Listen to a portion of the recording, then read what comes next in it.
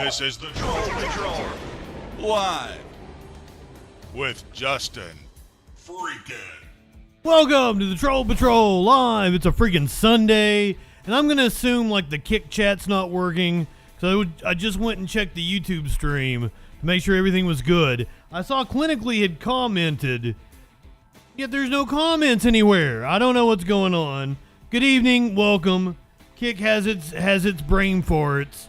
I assume it'll get itself worked out here in just a moment. Bogey will not leave me alone. Cat, you're all my cords.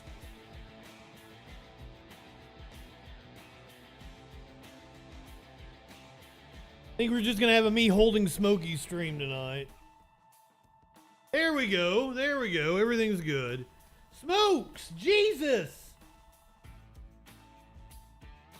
Meat cakes. You want to see some testicles? This cat's got some testicles. Look at his balls. Buddy! Ah! He's so chill. But yeah, he keeps hopping up in my lap. I'm like, I'm trying to work, Smokey.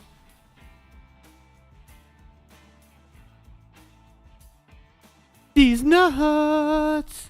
Good evening. Welcome, welcome, welcome. It's a freaking Sunday. There's shit to talk about. World War III is getting ready to break out. The GOP can't name a speaker. Breadline, good evening. I love the interaction that we had on the interaction that we didn't have on Twitch the other day. I got modded on a channel after creating an account. Like, I didn't get modded on a channel after creating an account like a minute after it was created. If you think you saw me on Twitch, no, you fucking didn't. Media Winch was trying to talk me into just starting a whole nother channel, and I'm like, well, there's still the possibility I'll get my actual channel back. You want to start with war? Of course, Warlord wants to start with war. Start with war crimes, more like it. Am I right? Situation in Gaza is dire. We'll get into that. Got lots of Ron DeSantis news tonight. Just a lot of governor news tonight. We have a new governor-elect in Louisiana since the last time I spoke with you guys. The governor of Illinois, J.D. Pritzker, apparently has been accused of accepting bribes in the forms of whiskey and tequila and paintings, which is weird because I think the dude's already a billionaire as it is. Governor Ron DeSantis of Florida apparently threw out a teenage reporter. Met Comrade Muffins. You met Comrade Muffins on Facebook. My alter ego was Justin Muffins. That's anytime I get banned, I have to resort to being the Muffins. Heart and booze, the fastest way to my heart. The dude's already a billionaire, so why are you trying to bribe him? Amazingly enough, he's actually been a decent governor despite being a billionaire. He's still going to be, the first to the gallows. If perhaps, I might need to pull up the phone line here. I've told multiple people to call me today. I've got a dude who has accused me of dehumanizing and sexually harassing a woman. I've told him to call in, tell everybody his theory that I'm dehumanizing and sexually harassing a woman. See if it flies. He is apparently a coward. So Jaden, if you are out there, 917-830-4359, don't be a coward. He spent like, I love fucking, I thought he was putting his head in the crack of the couch. The Melver. Oh, that's a streamer I don't know about. When you say Sniper Wolf, I think about the character from Metal Gear Solid. But you're talking about a streamer. I don't know their whole deal. We had some sad news breaking in the last couple of hours. So, rest in peace, Suzanne Summers. I thought she was already dead. Sparkles informed me she was getting ready to be 77 tomorrow. Flash, good evening. I should probably go on with Wick at some point in time. Snicks, good evening. By the way, Snicks made a request the other day. I have an update for you, Snicks. You wanted a show that is no hard news. You have got it. Tuesday the 31st. On Halloween, we will do no hard news, only bullshit and spooky stories. So, for Halloween, no hard news. We're gonna have a fun time stream. I thought it was Stormy Daniels.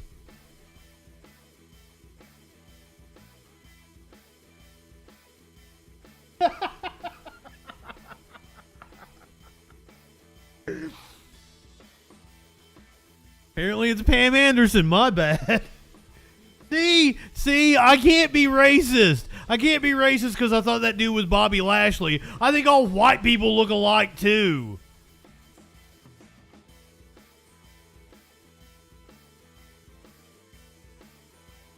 Clinically, we've got. I don't know about porn news tonight. We got the bait car. I don't know what this bait car story is, but it sounds like porn to me. But we do have a teacher getting fired. This time not for doing pornography. This time for being a stand-up comedian. We got a whole bunch of comedian stories at the end of the show tonight. Apparently a comedian had to tell Malia Obama to shut the fuck up at his show.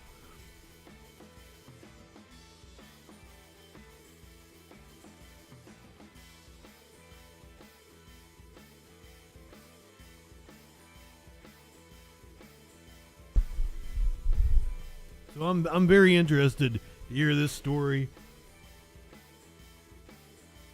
What else I got for you tonight? We have an update on the UAW strike. Apparently no new strikes are coming. Sean Fain saying we have entered a new phase. Ooh. I think this happened in Florida. Yep, it did. Do we ever go a night without a Florida story? A teacher in Florida showed Winnie the Pooh to her class. I said her. I don't know the gender of the teacher. They showed Winnie the Pooh to their class. But apparently it wasn't the, Disney Winnie the Pooh.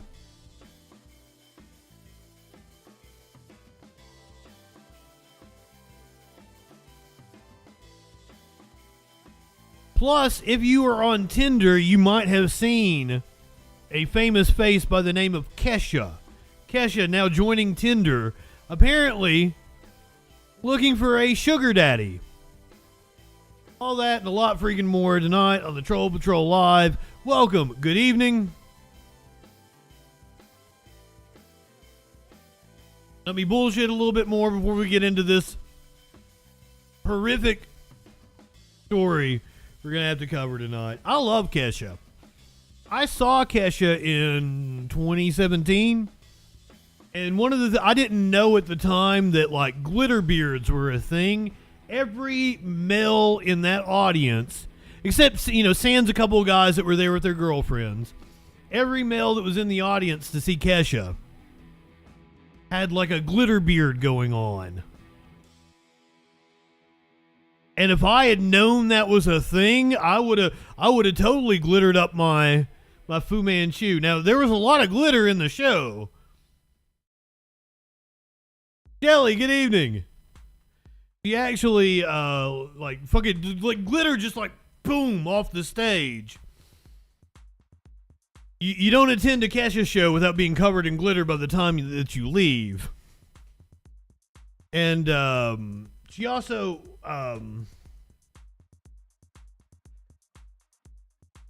there's a place downtown, what's that fucking song?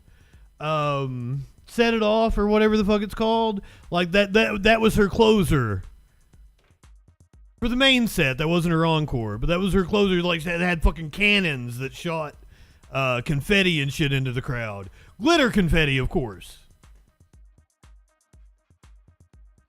But she apparently got dumped for the first time in her life and is now on dating sites.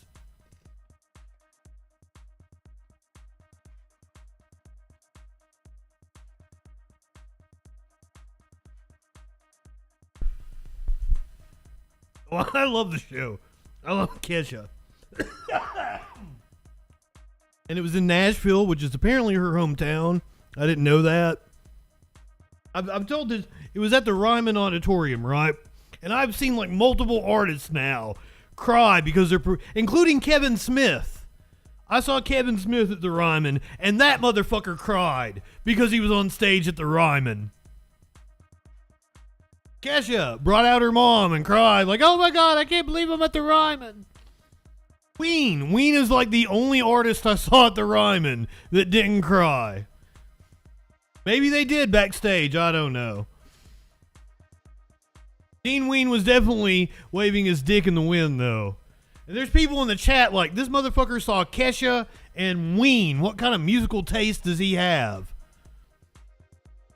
I don't think the Venn diagram of Kesha and Ween fans, like I'm the only one. There's not that much overlap there. I have an eclectic taste in music.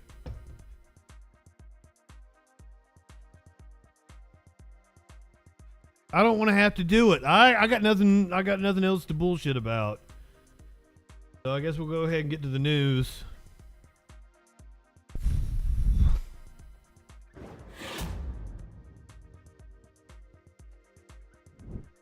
Queens of the oh my God, that's one that's on my list. I fucking love Queens of the Stone Age. Their new album is amazing. New-ish. It came out a few months ago. Love me some Queens of the Stone Age. Josh Home and I seem to have a lot in common. Question marks. Good evening. So Kesha, like, you know, she's worked with the Flaming Lips and shit, so I wouldn't doubt that Kesha is a Ween fan. I don't know if it goes the other way. I don't know if Dean and Gene would be fans of Kesha.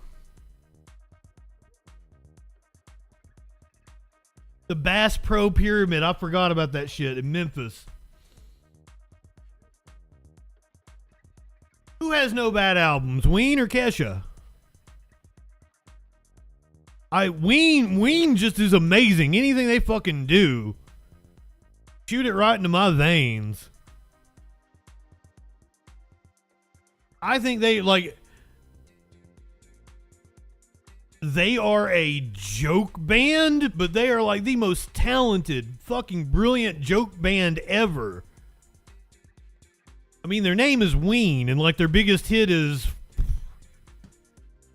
Push the Little Daisies or Many Colors of the Homo Rainbow. Oh, Queens of the Stone Age. Not a bad song.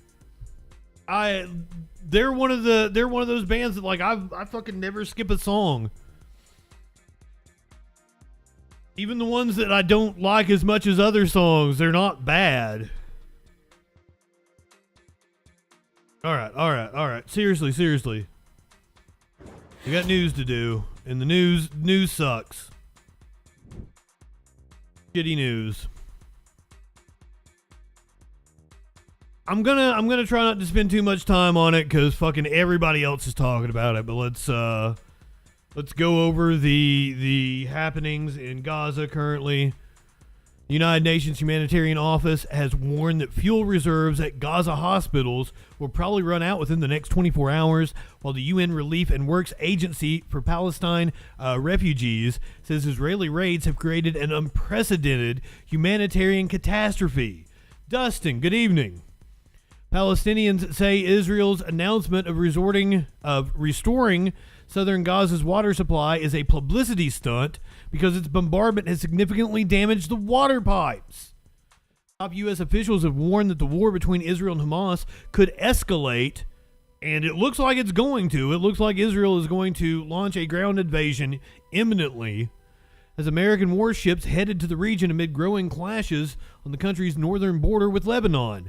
There is a risk of an escalation of this conflict with the opening of a second front in the north, and of course Iran's involvement. This is according to White House National Security Advisor Jake Sullivan, who was on CBS this morning. DJ Dub, I almost put this clip on the list tonight, but decided against it.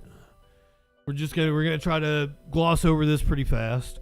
U.S. Defense Secretary Lloyd Austin earlier announced deployment of a second aircraft carrier group late on Saturday, calling it a sign of our resolve to deter any state or non-state actor seeking to escalate this war. Weird thing to say when it seems like you're the one that's escalating. The aircraft carrier, the Dwight Eisenhower, will join a small fleet. I almost put a local news story of them waving goodbye to the Eisenhower on here. Will join a small fleet including the massive Gerald R. Ford aircraft. Is it as massive as a fucking forehead? The Eastern Mediterranean. MSNBC is reporting that Gaza's southern Rafah crossing will open on Monday to allow foreign nationals, including hundreds of Americans, to leave through Egypt. Oh, good. A couple days after they started bombing civilians. Great. The U.S. cable news channel said that foreigners, including an estimated 600 Americans, will be allowed to exit Gaza starting at 2 a.m. Eastern Time. It is unclear how long the crossing will remain open. The Israeli government had earlier ordered those who are able to leave the Palestinian territory to do so as soon as possible, and then started bombing them amid a possible military ground invasion. Palestinians have so far not been able to leave Gaza through the crossing as it has remained shut by Egypt. Israel has gathered hundreds of thousands of troops ahead of its ground invasion of Gaza. Fears are growing for civilians caught in the crossfire, along with the concerns the war might spread beyond the territory.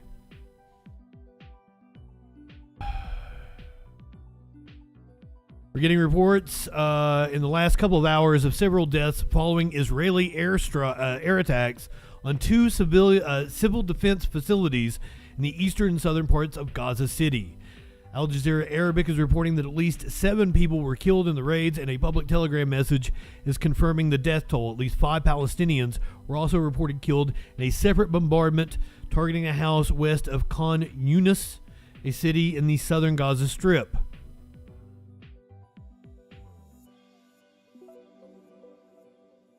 So Israel's deployed tanks and weapons on the border fence with Gaza as a military buildup continues amid relentless bombardment. At least 2,670 Palestinians, a quarter of them children. Let me say that again. 2,670 Palestinians, 1/4 of which are children,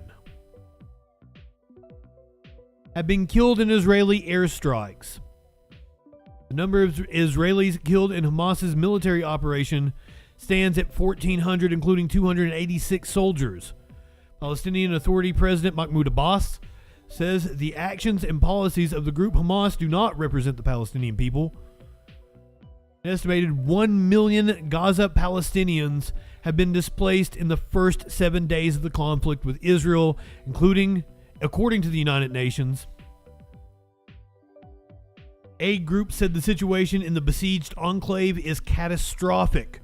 Iran's foreign minister, Hossein Amir Abdullahian, tells Al Jazeera Tehran will not remain an observer in the war, warning Israel and the United States of heavy losses if the conflict escalates.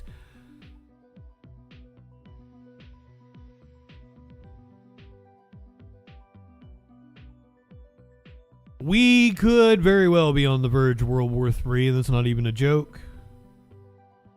Fatally stabbing a 6-year-old boy, and we're going to get that. I didn't know this had to do with Israel and Palestine. I had that much later on in the show in the crime section. The headline makes it sound like it says he was charged with a hate crime. The headline just says landlord. And I was like, well, fuck this landlord.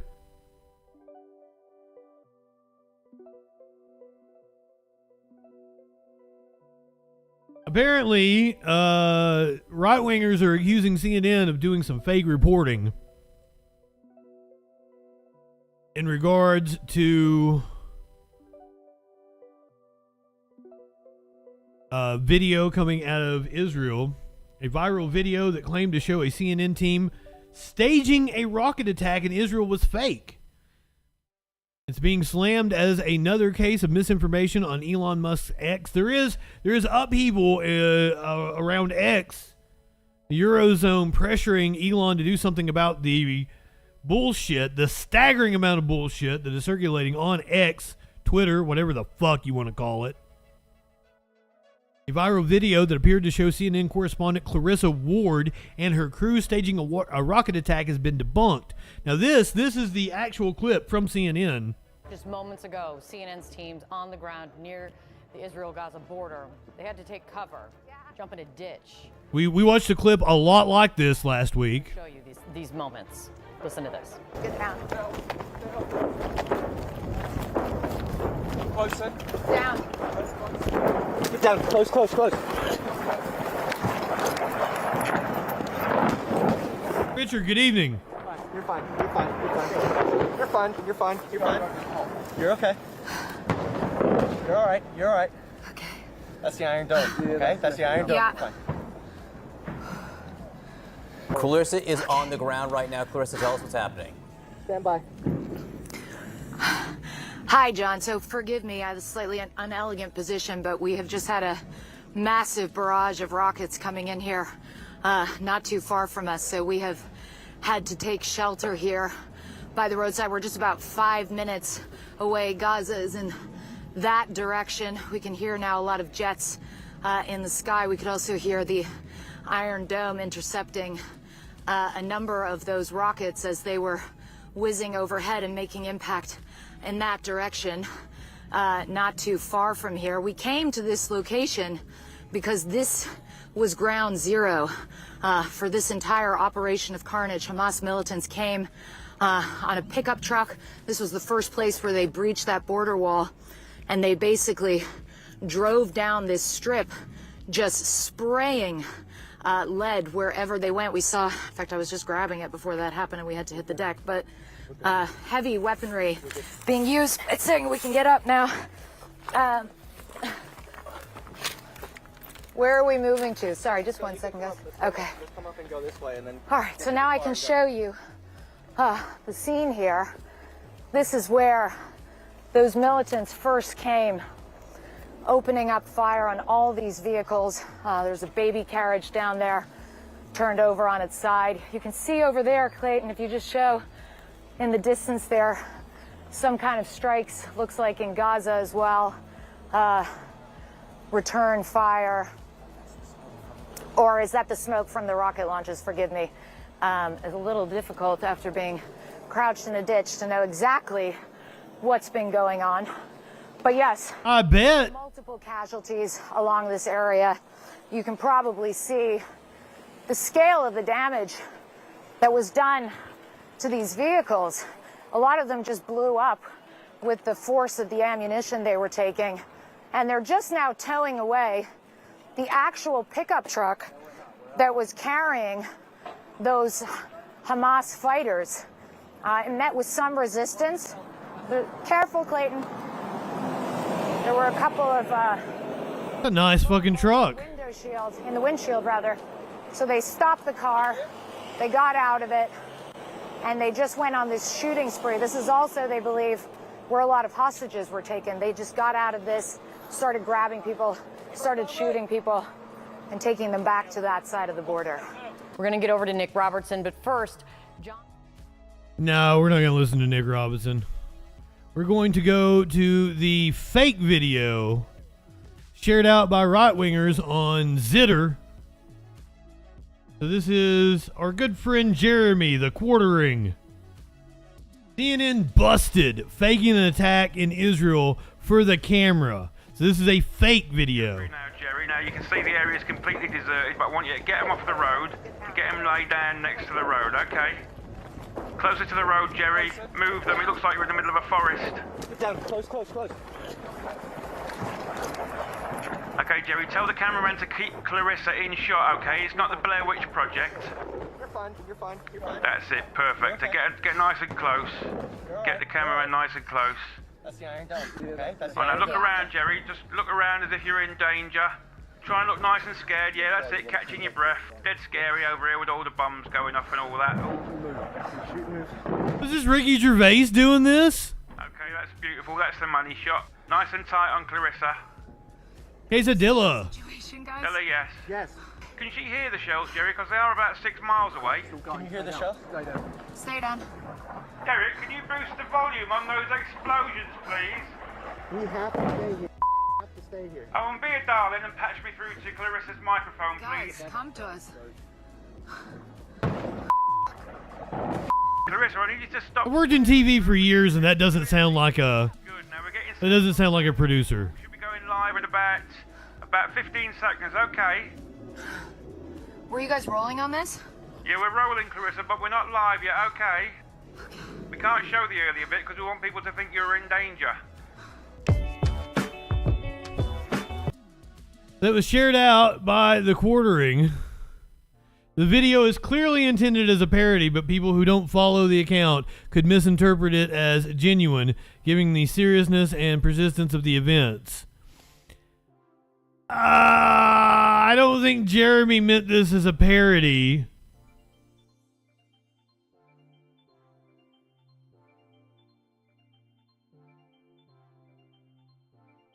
Apparently, here's like, is this Timcast? No, it's the quartering. Talk to us, Jeremy. Tell us you actually believe this bullshit. Oh, did you delete your video? Yes, of course the voiceover isn't real, but the fake acting is real.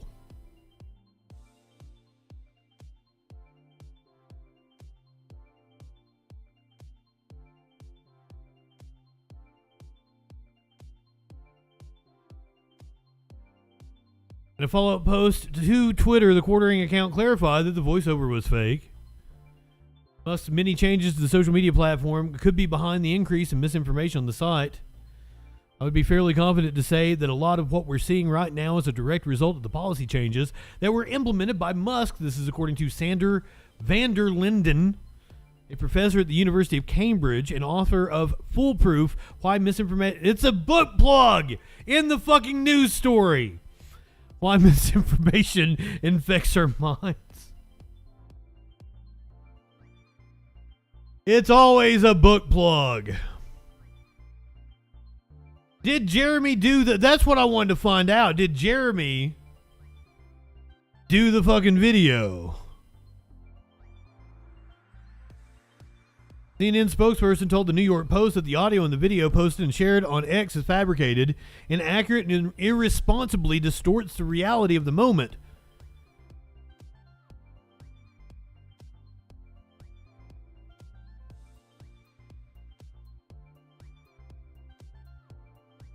I don't think they're leaving up everything. As I understand it, they're taking down video of Palestinians.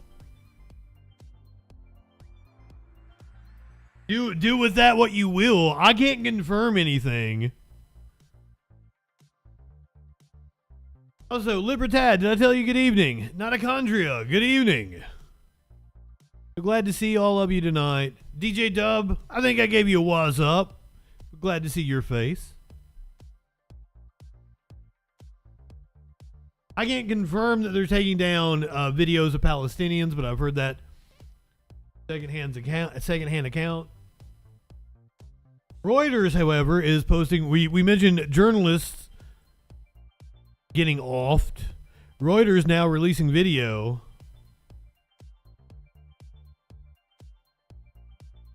of a journalist killed in Lebanon as part of this conflict. Go ahead and hit the content warning on this.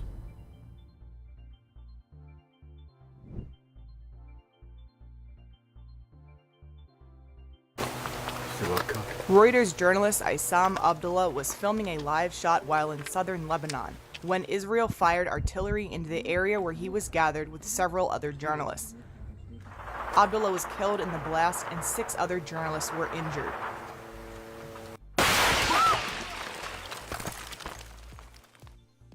Reuters says they partially muted the live stream they published out of respect for colleagues involved. The journalists were wearing jackets clearly labeled press at the time of the attack. The Israel Defense Forces acknowledged firing artillery into Lebanon, but a spokesman did not admit it was an Israeli strike that took Abdullah's life, telling CNN that it was in response to an explosion near the security fence. The IDF said it was looking into the incident with a Reuters journalist killed in southern Lebanon.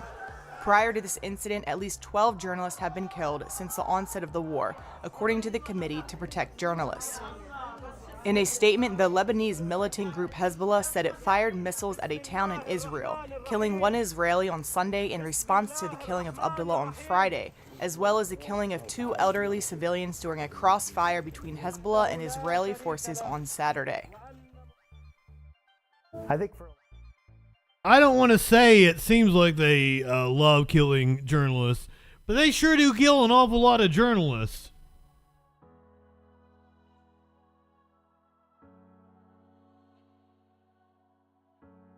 As I said, I'm just trying to be quick about this subject tonight because everybody else is talking about it.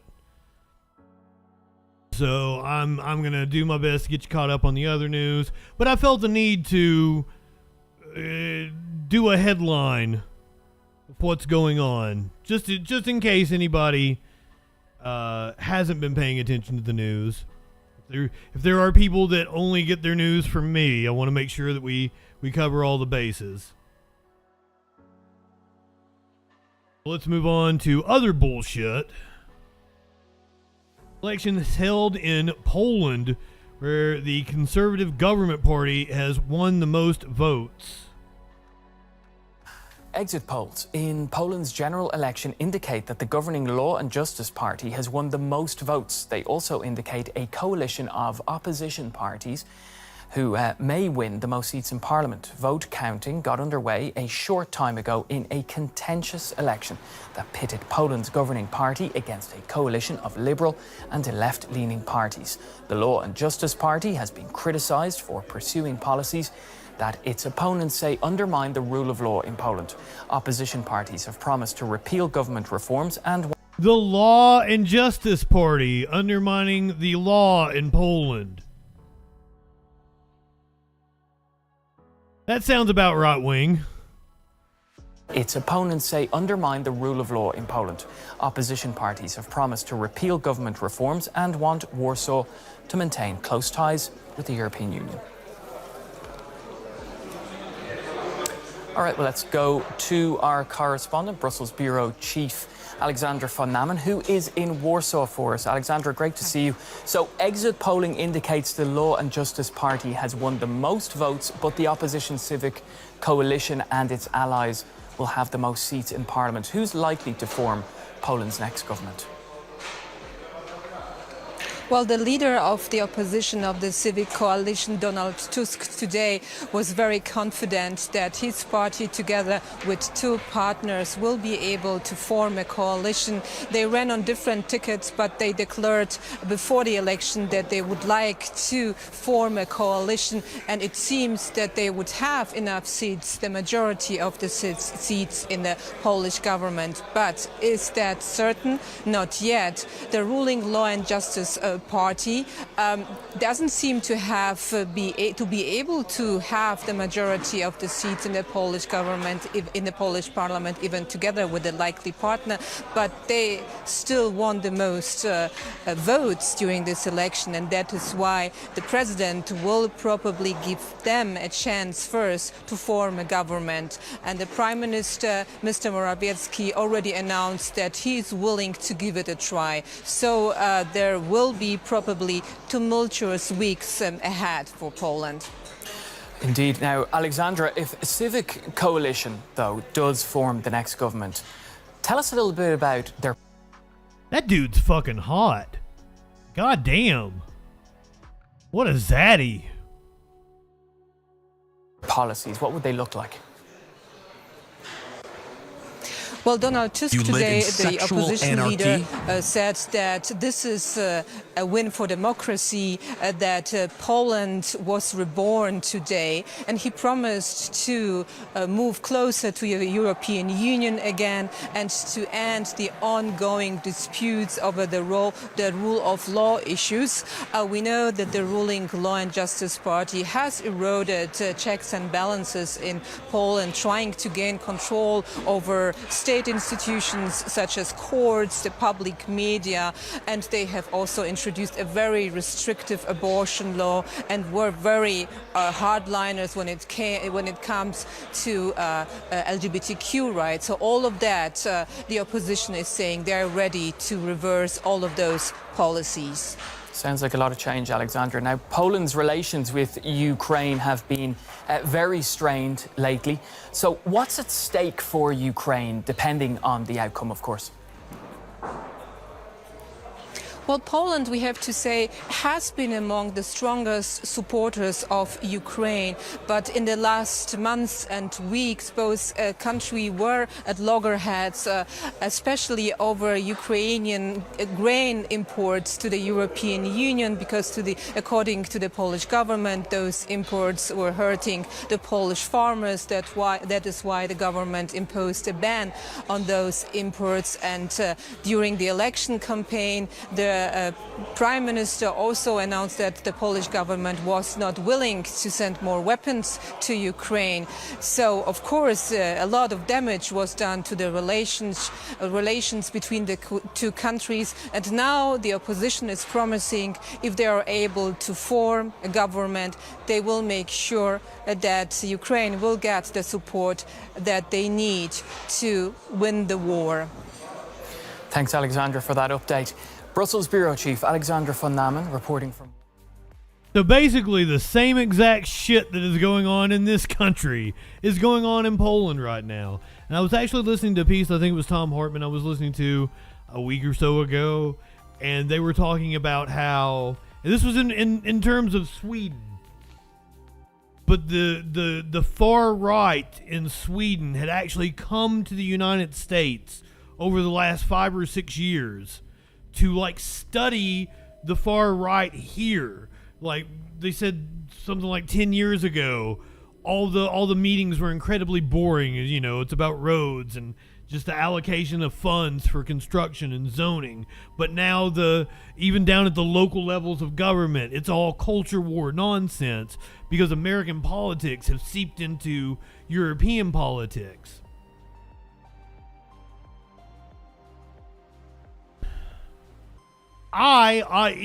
Even though I do a show where we thrive on chaos and absurdity, I would like to go back to where our government is just talking about roads and zonings and shit like that. I don't want our board meetings to be circus sideshows. Like you're gonna see one of those here later on tonight. Last time I was with you guys, we played the stupid ass parent that wore the halter top. Chainsaw, good evening. Hey, I meant to send you a message. You wanna co-host on the Friday Night Freak Show next week? You up for it this Friday? Probably shouldn't have put you on the spot just then. That's unfair of me. But you heard the Polish government is apparently going to have to negotiate with one or more of the liberal parties in order to be able to form a coalition. much like their culture war bullshit that was highlighted in that piece. That's kind of what's going on here in the U.S. A representative from the GOP caucus is now saying it looks like we're going to have to do a deal with Democrats. He was on Face the Nation this morning. We go now to the chairman of the House Intelligence Committee, Mike Turner, who joins us from Dayton. Good morning to you. Good morning, Margaret. We heard the National Security Advisor Jake Sullivan say that the request to Congress will be significantly higher than $2 billion in terms of aid for Ukraine and for Israel. What can you tell us about what is needed? Golly gosh. Well, I met with him and members of the National Security Council with my counterpart, Jim Himes, at the end of last week. And they're talking in terms of a need of a national security package. And that is certainly the border, additional funds there for border control, the border barrier, the wall that the administration has now said needs to go forward in areas. Ukraine, obviously, now that we're dealing with this crisis with Israel, bolstering our support for them, and then also looking in the southeast as to what we might be able to do. Okay, so he mentioned the border wall, and I haven't actually covered this. I've been trying to get a grip on what in the fuck is actually going on with that. Biden is saying that the funds were already appropriated, but the administration apparently had to lift restrictions in order to let the construction go forward. I'm not buying the bullshit. I think this is some kind of a political move going into 2020. We gotta do something to try to appease the conservatives. No, you fucking animate the leftists in your party. You don't try to win conservative votes. Nonsense. Like, just as much as I tell voters, you know, it's you got to keep voting. You can't just vote once and expect everything to change. You got to keep voting and keep demanding things of your politicians, because the politicians are appealing to the likely voters. And I hate that about the Democratic Party. They don't think, oh, we can win by animating people who don't vote like Bernie Sanders did. They think their way to power is to win a share of the likely voter. So you have to keep voting and voting and voting in order to make the change over time. But I also want to pressure the politicians. God damn it, motherfuckers. Right-wingers aren't going to vote for you no matter what you fucking do. So try to animate the leftists in your party that are going to sit the election out. And I tell you what, I got a notification from my Google Assistant that I owe I don't even Nelnet or whatever the fuck it's called, that I owe them like $900 tomorrow. Yeah, go fuck yourself. That sure as hell isn't going to help your chances in the election next year. Locomotion, good evening. To support Taiwan. Is they're putting those together so that we don't piecemeal this and we look at this as an overall national security package. It'll give us a better understanding of ability to have a debate as to what's needed from the United States. Don't piecemeal this, you said. So you support bundling all of those things together. Do you think your fellow Republicans will support that? They won't.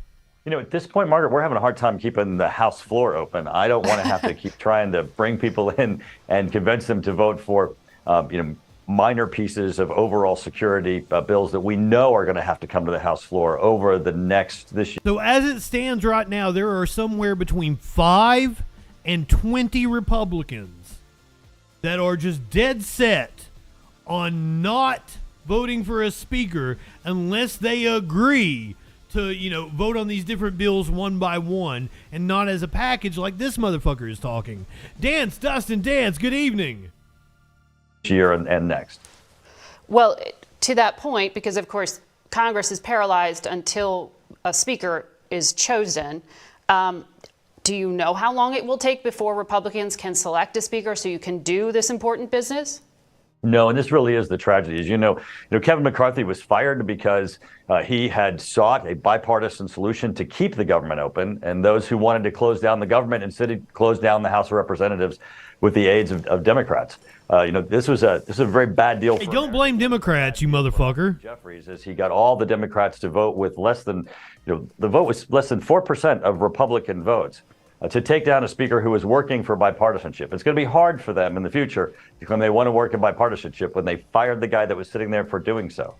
But so in the past, you've supported Jim Jordan. He doesn't have the votes right now to become speaker. It's not the Democrats' job to keep your party together. On another network this morning.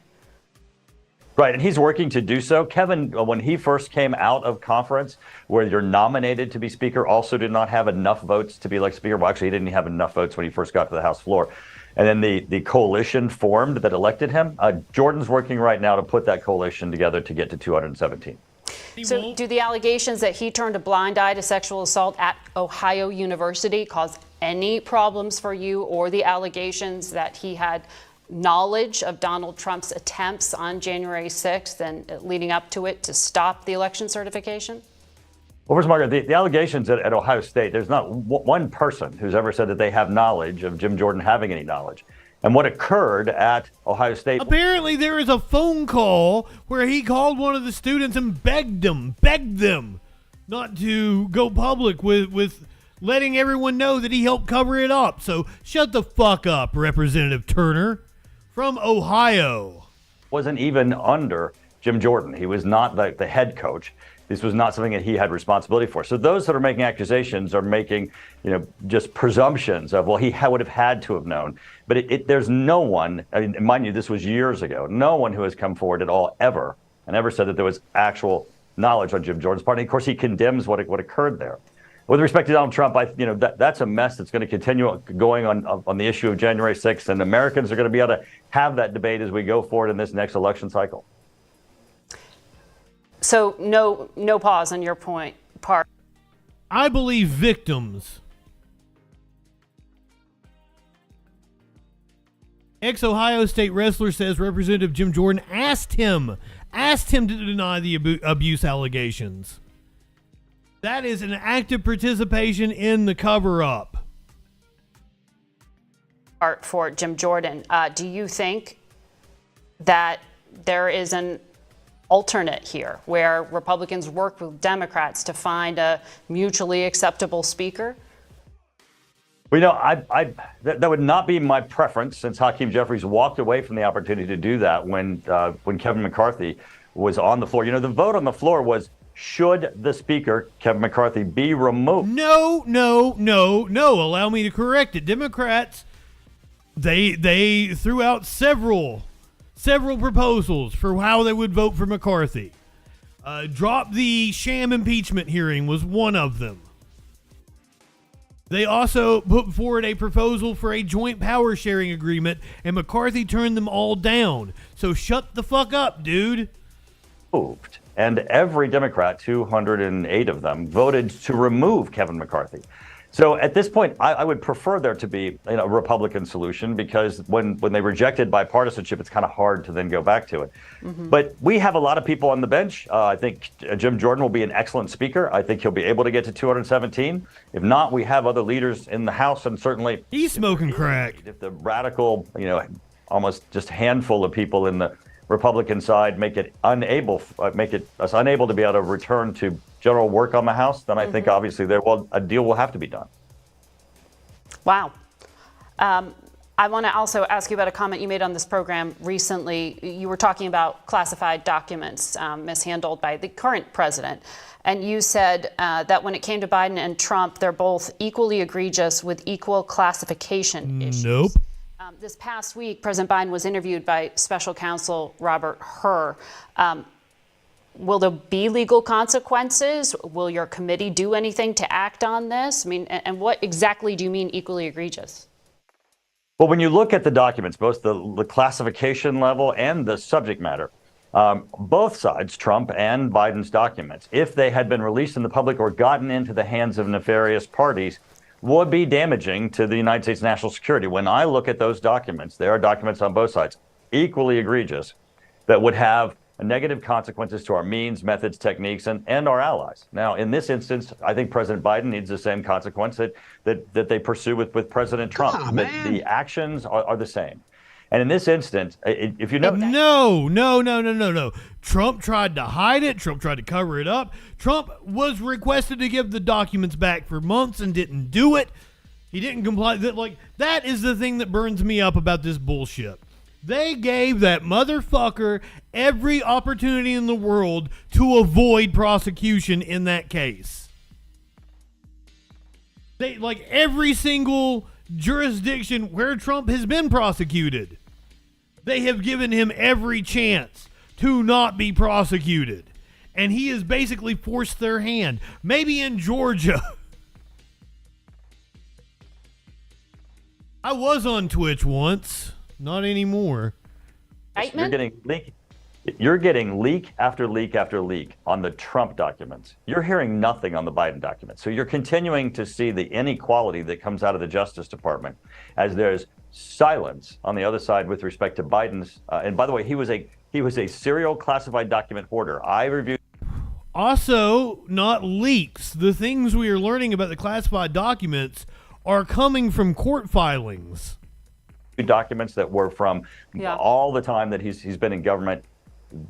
This really is a very serious breach by President Biden. Just to be clear here, though, are you saying that President Biden had top secret and TSSCI classification level documents in his personal home? That's public already, Margaret. That is, so I'm not confirming something that people don't already know. That is correct. Okay, so I think you're saying that he should be indicted when you say treated the same? I think they need to be treated exactly the same. Now, they're continuing their investigation with President Biden. I don't think if President Biden, in the end, has been found to violate the law, and I believe from what I've seen that he has, that he should be treated any differently than Donald Trump. I mean, why would he? Just because he's president or because he's a Democrat? And that's how the Department of Justice has been acting. They need to be treated the same. But have you seen evidence of a crime? It sounds like that's what you are saying. I have seen evidence of the fact that classified documents of some of the highest levels have been mishandled by President Biden, yes. Mike Turner, we will stay. Mike Turner, a total liar. Ooh, that one was rough. Now let's see what the Democratic side has to say. The House Minority Leader, Hakeem Jeffries, was on Meet the Press on the other channel. And a bit it is still possible I'll get my Twitch back. They are talking about they're going to reinstate banned Twitch streamers. So I hold out hope that one day I will be back on Twitch. However, they've changed the rules since I was on there. I can't multi-stream. So I will have to have like a different show on Twitch. Hakeem Jeffries, Tones, good evening, was on Meet the Press. Let's hear what the Democrats expect from the Republicans in order to enter into an agreement with them or to get votes from the Democratic caucus. Find a bipartisan path to reopening the House of Representatives so we can solve problems for the American people and stand with our friends like Israel and Ukraine and others throughout the free world. They may be your friends, buddy. But the House Republican civil war continues to rage on. Joining me now is the House Democratic. I didn't invite them into the blunt rotation. New York Leader Jeffries, welcome back to Meet the Press. Good morning. Well, let's start right there. We heard you talking about a bipartisan solution to resolving this stalemate in the House. Are you actually having conversations behind the scenes with your Republican counterparts about trying to create a bipartisan solution, a governing coalition? There are informal conversations that have been underway. When we get back to Washington tomorrow, it's important to begin to formalize those discussions. From the very beginning of this Congress, House Democrats have made clear that we want to continue to put people over politics and to fight for things like lower costs, better paying jobs, safer communities, and to build an economy that works from the middle out and the bottom up. On the other hand, House Republicans have been focused on fighting each other. It's time to end the Republican Civil War so we can get back to doing... No. Throw gasoline on the fire. ...are committed to finding that bipartisan path forward in a meaningful way. Leader Jeffries, this has been going on for 11 days. Why haven't formal conversations started yet? At this point, that is on my House Republican colleagues. We have made clear publicly and privately that we are ready, willing, and able to enter into a bipartisan governing coalition that puts the American people first and solves problems for hardworking American taxpayers. My Republican colleagues have a simple choice.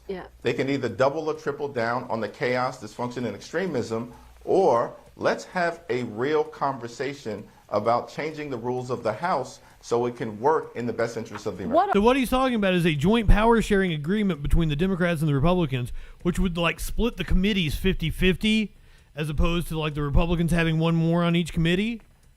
And they would have like co-chairs of each committee, and one would be a Democrat, one would be a Republican. The Republicans probably aren't going to go for that. So I don't know where we go from here, because as I said, there are 5 to 20, somewhere around there, Republicans that are dead set on not voting for Jim Jordan.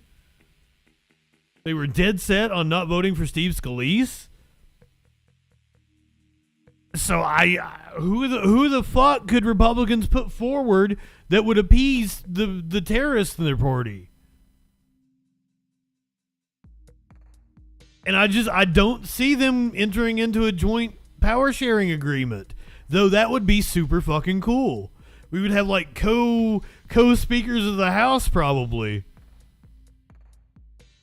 Or I guess they would let the Republican call himself the Speaker of the House, whoever it might be, if it was Steve Scalise. But then all the committees would be split 50-50. Just amazing. What are your demands, Leader Jeffries? You talk about changing the rules in the House. Can you tick through a couple of your demands that you're going to ask for? Well, these aren't demands.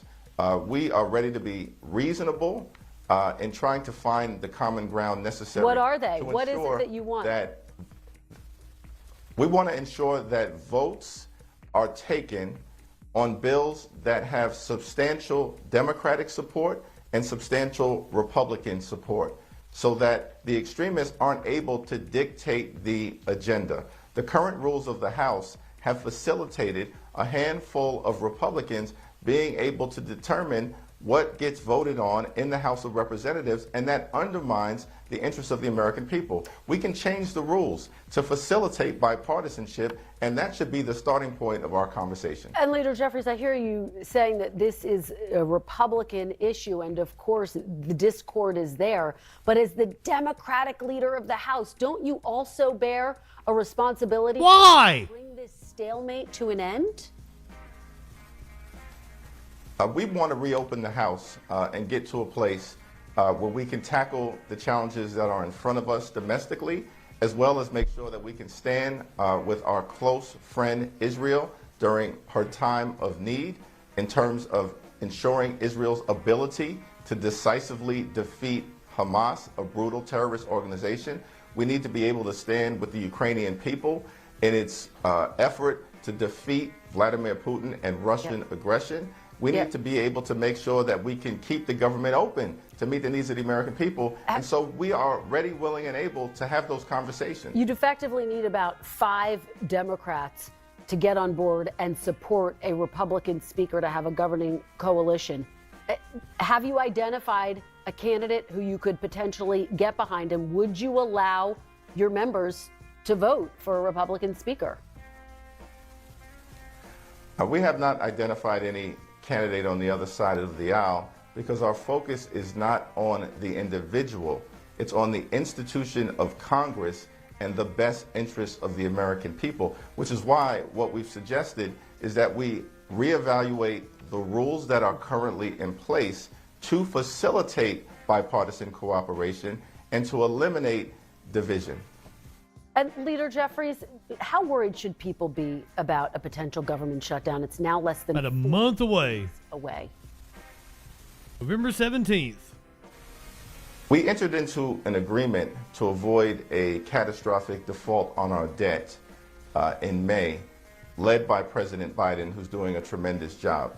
More than 300 members of Congress supported that agreement, which included top-line spending numbers so that we would avert a government shutdown and could lean in to providing for the health, the safety, and the economic well-being of the American people. Leader We Jeffries, can would avoid you a government intervene? shutdown. What I'm asking, though, is would you intervene to prevent a shutdown? Because, as you know, military members are not going to get paid. If the government shuts down, is that the point where Democrats will intervene? Why are Democrats to blame for that?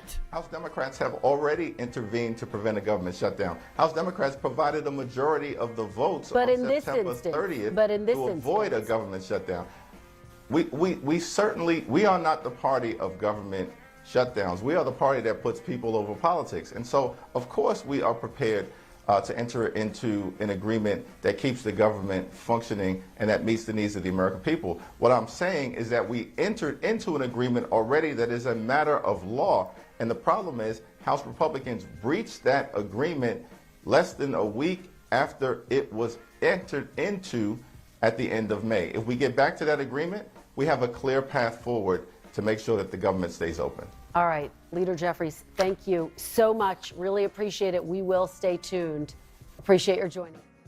That interview. Wow. Oh, I'm sorry. Thank you. Shut up. Oh.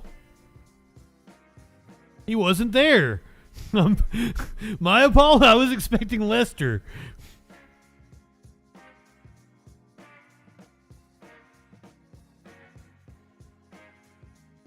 Why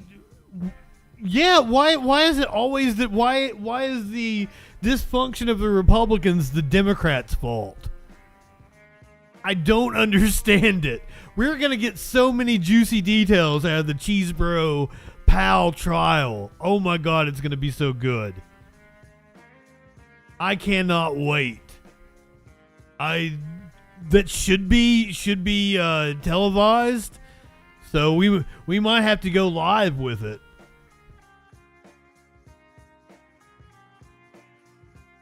Why is the onus on the Democrats to help the Republicans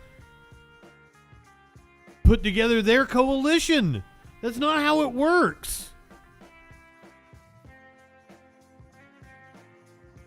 And I feel like they're a lot harder on Democratic politicians when they're on these shows because they can get away with it. A Republican will be a big fucking crybaby and run away. Hey, it was unfair. It was unfair. But the Democrat will take it like a trooper. Fucking sucks. It's one of the reasons why our media is in the shape it's in.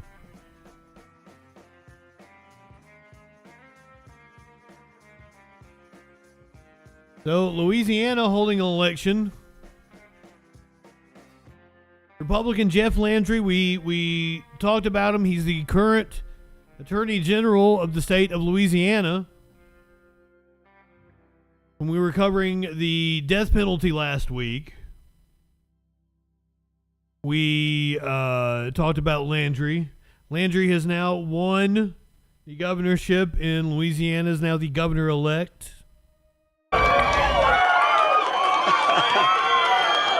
All right. So I have one question. Do you love Louisiana? Because I love Louisiana. You know, I want to tell you, I want to bring you back just a little bit. Motherfucker is giving me Frank Underwood vibes. He kind of looks like Kevin Spacey, and he sounds somewhat like the fucked up accent Spacey used to do. He was supposedly from South Carolina, but that is not a South Carolina accent he was doing. I want to let you know, when I was young, and I know my father's here, and he probably won't remember this, but he gave me a book when I was a young teenager, and it was kind of odd because most of the books that were shoved to me came from my mom.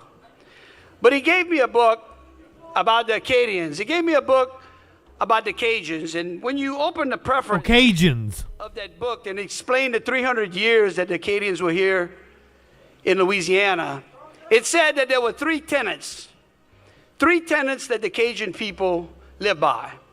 And it was God, and it was family, and it was country. But I don't believe that those tenants just belong to the Cajuns. They belong to everyone in Louisiana. Because Louisiana people are people of deep faith. In fact, we've got over 7,000 houses of worship in a state of only 4.5 million people. Wow. Because we know that all things are possible through God. Shit, he trounced him. Democratic challenger Sean Wilson coming away with 25.9% of the vote to Landry's 51.6%. And tonight is one of them. And God has blessed this state, and God has blessed our people. And then it's about family. You know, tonight, I want to thank my family. My wife and my son. They have endured unbelievably grueling schedules and an environment in politics that has reached from the national stage to the state level. And Sharon has stood as a rock.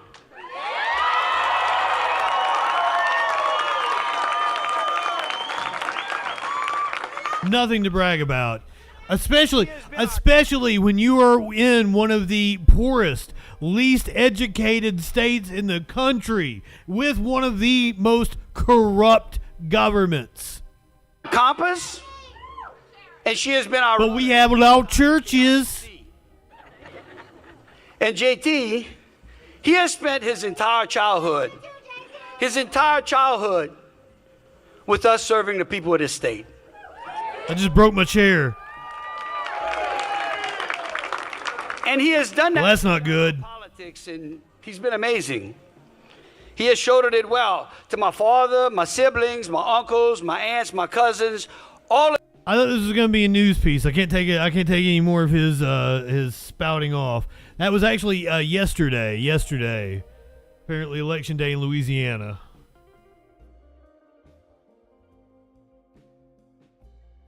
Go from Louisiana up to Illinois. Talk about the governor of Illinois. Booze, beads, and art among unclaimed gifts lavished upon billionaire Illinois Governor J.B. Pritzker. Okay, so I'm not a pre-watch Andy. I didn't read this story. The word unclaimed. If he didn't claim these gifts, like people gave them to the governor's mansion, and I don't know what's going on here. Explain. Illinois' Governor J.B. Pritzker has so many fans and friends that he receives a $30 gift at the rate of one every 3 days. But because of his job, he accepts none of them. So what's the story?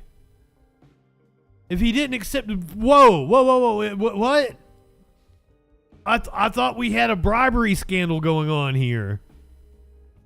The second-term Democratic governor and multi-billionaire has been lavished with hundreds of gifts from around the world, ranging from a $950 bottle of Japanese whiskey to 35 cents, a quarter and a dime to be exact. The state's 25-year-old gift ban act prohibits public employees such as Pritzker from accepting presents with broad exceptions. Therefore, the high-priced hooch delivered compliments of the Japanese embassy and 3 bottles of tequila valued at $450 have remained untapped. I don't get to do that, Pritzker said at a stop in Springfield. I will say I like tequila, so that's why people will have given that to me, but there are a few other spirits that I like as well.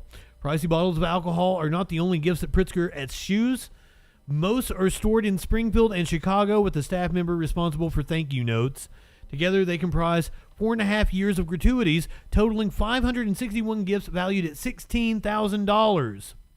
Almost 17, according to a law provided to the Associated Press in response to a public records request.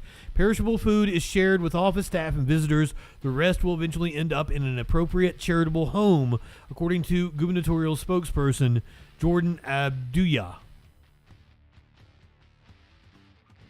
There's no story here. That's what I am amazed that Pritzker has been as good of a governor as he has been.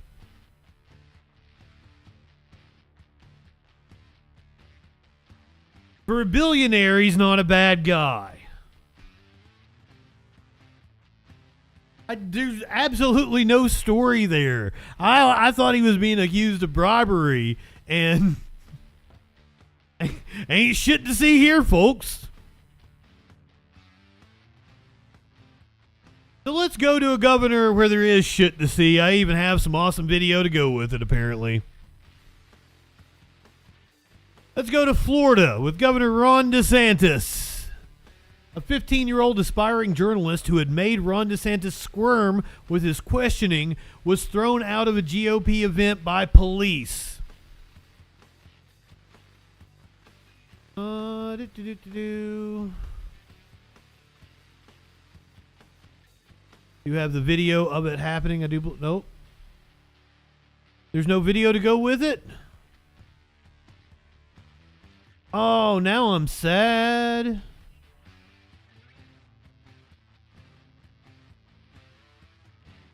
"15-year-old aspiring journalist Quinn Mitchell, known for his pointed questions at Florida Governor Ron DeSantis, was thrown out of a Republican Party event by police on Friday," the Boston Globe first reported. Do you have video of it?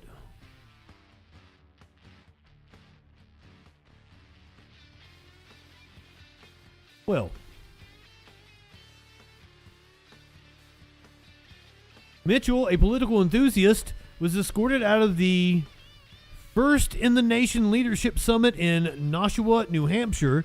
He gained notoriety after he asked DeSantis in June at a town hall in Hollis, New Hampshire, if he believed that Trump violated the peaceful transfer of power, a key principle of American democracy that we must uphold. The question provoked the governor's uncomfortable, evasive response, and the encounter garnered much attention online. In a separate incident at a July 4th parade, Mitchell told CNN that he was subjected to physical intimidation by members of DeSantis' security team. He added that he thought it was a restriction of free speech and that it was very concerning they're willing to go to that extent to just shut down a very simple question about January 6th. Despite becoming somewhat accustomed to such steely responses, Mitchell did not expect to be thrown out of Friday's event. "I knew that DeSantis was going to speak there," Mitchell said in a podcast episode where he went through the events of the day, "so I knew there might be some never back down people who were there."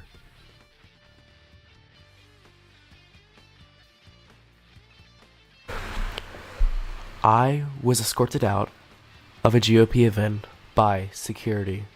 Hi, my name is Quinn Mitchell, and this is Into the Tussle. I'm a 15-year-old political and historical enthusiast out of the Granite State, and I try to attend all of the different presidential rallies here, which brought me to the First in the Nation Leadership Summit. To start out my day, I went to Mike Pence and Nikki Haley events to watch them file, which was a very interesting and exciting experience. After the event, this email shows up. About a couple days earlier, I had wanted to go to this event, but the cost was $200, and it seemed to me that there was a chance of an age requirement. Now, I didn't want to drive an hour and 30 minutes just to be denied at the door, so I sent an email to the staff of the GOP party, asking them if, A, if there was an age requirement, and B, how do I get into the event? I hadn't got a response as of the event day morning, so I figured, well, I'm not going. As I got to the event, this email popped up, and it was like, "Yes, Quinn, you have been added to our list if you can make it." So I responded quick. I was so excited because Nashua is a 30-minute drive from where I was. I was like, great, I'll show up in the next hour or so. I was still a bit unsure if I need to pay $200, but I figured I would, find out. I arrived at the door. And, it was this really nice guy sitting here, and I was like, I explained who I was, what I was doing there, and he was like, okay, great, well, we will go grab somebody, and he came out with this, older guy, and he asked me who I was, what I was doing here, and I was just like, look, my name is Quinn Mitchell, I'm a 15-year-old political enthusiast, I'm a high school student, I genuinely love politics, and there's some speakers here I haven't heard yet, so I'd really love to hear them speak. And he was like, okay, great, we'll give you a volunteer credential. Reasonable. I was like, okay, cool. So I went into the event. Christy was speaking in 5 minutes. Now listen, I've heard most of these candidates a million times. I want to hear Christy again because I like hearing him speak. Why? He always changes his speech every time I see him. Okay, fair enough. I've heard Perry Johnson speak before, so I really want to hear these two guys and get out of there because my mom wanted to leave since it was already a long day for us and our dog. So I was gonna leave right after Perry Johnson spoke, which was gonna be about 3:45 or so. So I was gonna have like an hour and 30 minutes in there. So Christy, then I asked my question. I guess that put me on some people's radar. And I knew DeSantis was going to speak there tonight, so I knew there might be some never back down people who knew who I was. Asked my question. I knew it might, set me on some people's radar, but I didn't really care that much because I was going to leave before DeSantis, even was going to come out. After I see Christie, I pop into Perry Johnson's speech. I'm recording, filming, like 95 other people are at the event. This woman comes up to me. I don't know who she is, but she says to me, I know who you are. You're a tracker. Myself not knowing what a tracker was. A tracker? I was like, can you define a tracker to me? I'm not sure what you mean by that. And my alarm bells were going off because her tone and how she looked at me, I knew this wasn't a good situation. And she told me, you go to all the events. I'm still kind of confused. So I just say, yeah, I do. He's a reporter. Like, follow me. So I follow her, right? And she takes me in to this private, GOP room. There's some people in there. They all look like, your GOP staffers and whatnot, GOP people. And this guy comes up to me. And he says to me, we know you misrepresented yourself. You lied about who you were. And I was like, sir, I don't catch your meaning. I only said that I was a 15-year-old political enthusiast. There's some candidates here I haven't seen. I go to all the events. I've been to 95 of them at this point. I don't think I lied to you. He said, no, you misrepresented yourself. You're a tracker. Still did not know. What is a tracker? I didn't even know what a tracker was. Still, one of the members of the media explained to me like 45 minutes later. So confused. And the woman says to me, she says to me, you have been a disturbance.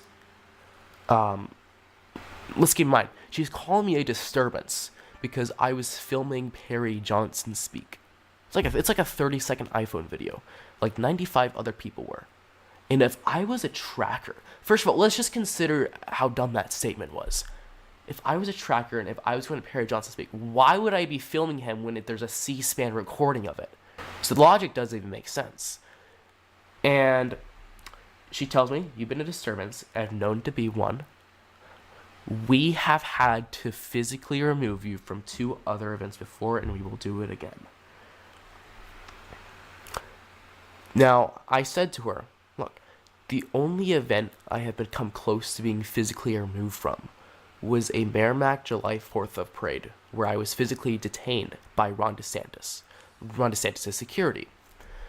And I was like, look, the only person or campaign or organization who would have told you to do this is the Ron DeSantis campaign. And I was like, I think they set you up to do this. And she didn't have a response to me. I mean, guy 2, the guy, there's a woman. They're pretty high GOP officials. But the we in that sentence, that could incline she was from DeSantis. I don't know. I'm not going to make any sort of definitive statement because I know I can't stand by any statement about the woman because I don't know her. He's got more journalistic integrity than most of the mainstream media. Than at those DeSantis rallies, we have had to physically remove you. The guy says to me, and remember, they had no response to me asking him if DeSantis team set them up to it. The guy tells me, well, this is how it's going to go. We're going to take your credentials, and you're going to walk out the door with, and then, with the door there's some police officers, and then there's the head of the GOP security with a couple of his guys. I was like, wow. And I was saying to myself, what do I want to do in this situation? And I thought to myself, the smart thing to do would be to walk out that door peacefully, call some people, figure out what was going on. You should tell the cops what they're trying to do. I didn't ask for their name, which I should have done. But I went outside of the security, and they lead me over. And, you know, the really dumb thing about this is it was so plain that they were removing me from the event with security. I had this whole entourage of, like, security officials behind me. And a lot of members of the media saw that, so that was, you know, not a very wise decision of them. Went out the door, and I talked to the head of security. I was like, look, you have every right to remove me from this event. No, they don't. You have every jurisdiction to do so. It's a private venue. I just don't understand what basis you guys have to remove me. And he's like, look, we don't know. We don't know, okay? And he's a super nice guy. I talked to him, and I was like, look, I don't want to be a pain like some people are when you remove them. I'm probably going to go on. I'm just going to go. I'm going to walk out. I'm going to leave because I don't want to be a pain to you guys because I don't think you guys are at fault here. I just like to know the names. And they gave me one name, which I'm not going to share. I was like, okay, cool. And I was thinking, I don't want to be a pain to these people. I mean, these guys already have to deal with people who are a lot more aggressive than a 15-year-old. You know, the guys are, you know, I feel like they're looking a little bit sorry. Walk out, I talk with some people in the media, and they told me these guys are so confused about what just happened. They don't know why you were removed. I call my mom. She goes inside to talk. And she talks to the head security, and they're all, you know, they're huddling. They're so confused about what's going on. The head security told her, for the head of the GOP security for the event, told her, look, we're going to go figure out what's going on. They go figure out what's going on. Ron DeSantis is a baby. Mom goes out with them. And that's what's going on. They say hi to me. He fist bumps me.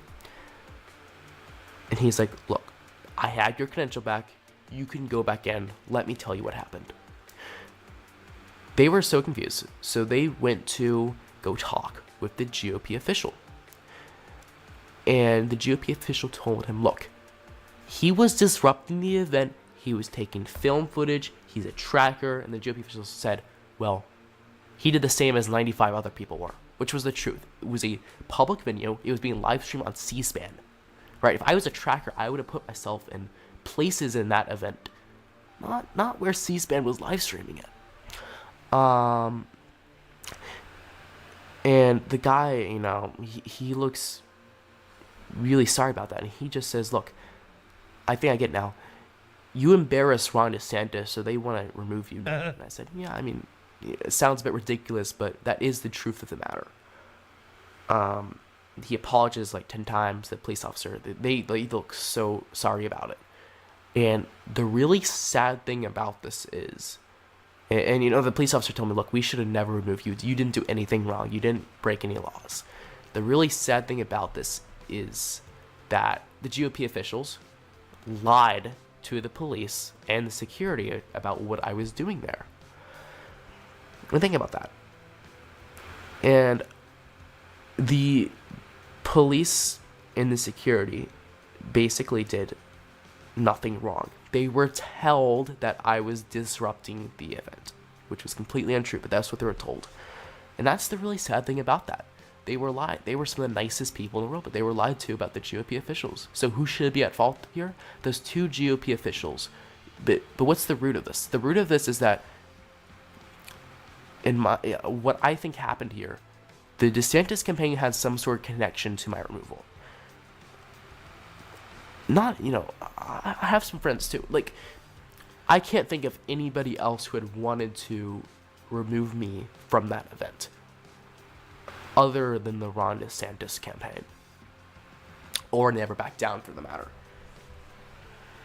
And what surprises me more is that this is, like, incredibly stupid to go to that extent for a 15-year-old who asked a very simple question about January 6th. Than to walk him out the front door in the eyes of the media. There are incredibly more subtle ways you could have shut me down than walking me out the front door with a security entourage. It's incredibly stupid. I think I've, you know, gone over what happened here. The fault, So, like, I was still kind of confused about what they mean by tracker, but apparently a person who goes around following political campaigns for the opposition, doing like opposition research, wanting to capture flubs on the campaign trail or some shit. Quinn seems like a super cool guy. There's his website if you want to check him out. Go follow him on social media. Hopefully we'll be hearing from him a lot more in the future. Kids are all right. Doing some good reporting. Let's keep it on Ron DeSantis, though, shall we? Did you guys know that there was a lawsuit that was settled about him cooking the books about COVID? That decision cost lives. COVID data case further deflates Ron DeSantis' campaign. A settlement over withheld virus data that critics say cost thousands of lives comes at a pivotal time for the Republican governor and his teetering campaign. I'm still calling it. I don't think he's still in the race by the time we get to voting in January. Courtroom settlement over withheld COVID-19 data that critics say cost thousands of lives has deflated Ron DeSantis' campaign trail persona as a courageous freedom warrior who kept his state open during a deadly peak of the pandemic. It comes at a pivotal time for the Florida governor, whose teetering run for the Republican presidential nomination is mired in financial difficulties and collapsing poll numbers. Among the efforts DeSantis has made to try to arrest his slot among Republican hardliners include positioning himself as a champion for medical freedom and defying federal health guidance to advise Floridians against taking new COVID-19 booster shots. The settlement ends a 2-year legal battle between the DeSantis administration and a coalition of Democrats, open government advocates, and media outlets that began in June of 2021 when the Florida Health Department ended daily updates of COVID cases, deaths, and vaccinations on its online dashboard. The department will pay the plaintiffs $152,000 legal bill and resume regular posting of the data that DeSantis' communication team insisted at the time was no longer necessary because cases had significantly decreased and that Florida was returning to normal. In reality, as DeSantis dismissed reporting on the pandemic as media hysteria, the Delta variant of the virus was just taking hold, and cases and fatalities spiked to a record 385 a day in Florida by September of 2021. Simultaneously, Florida led the nation in pediatric COVID hospitalizations.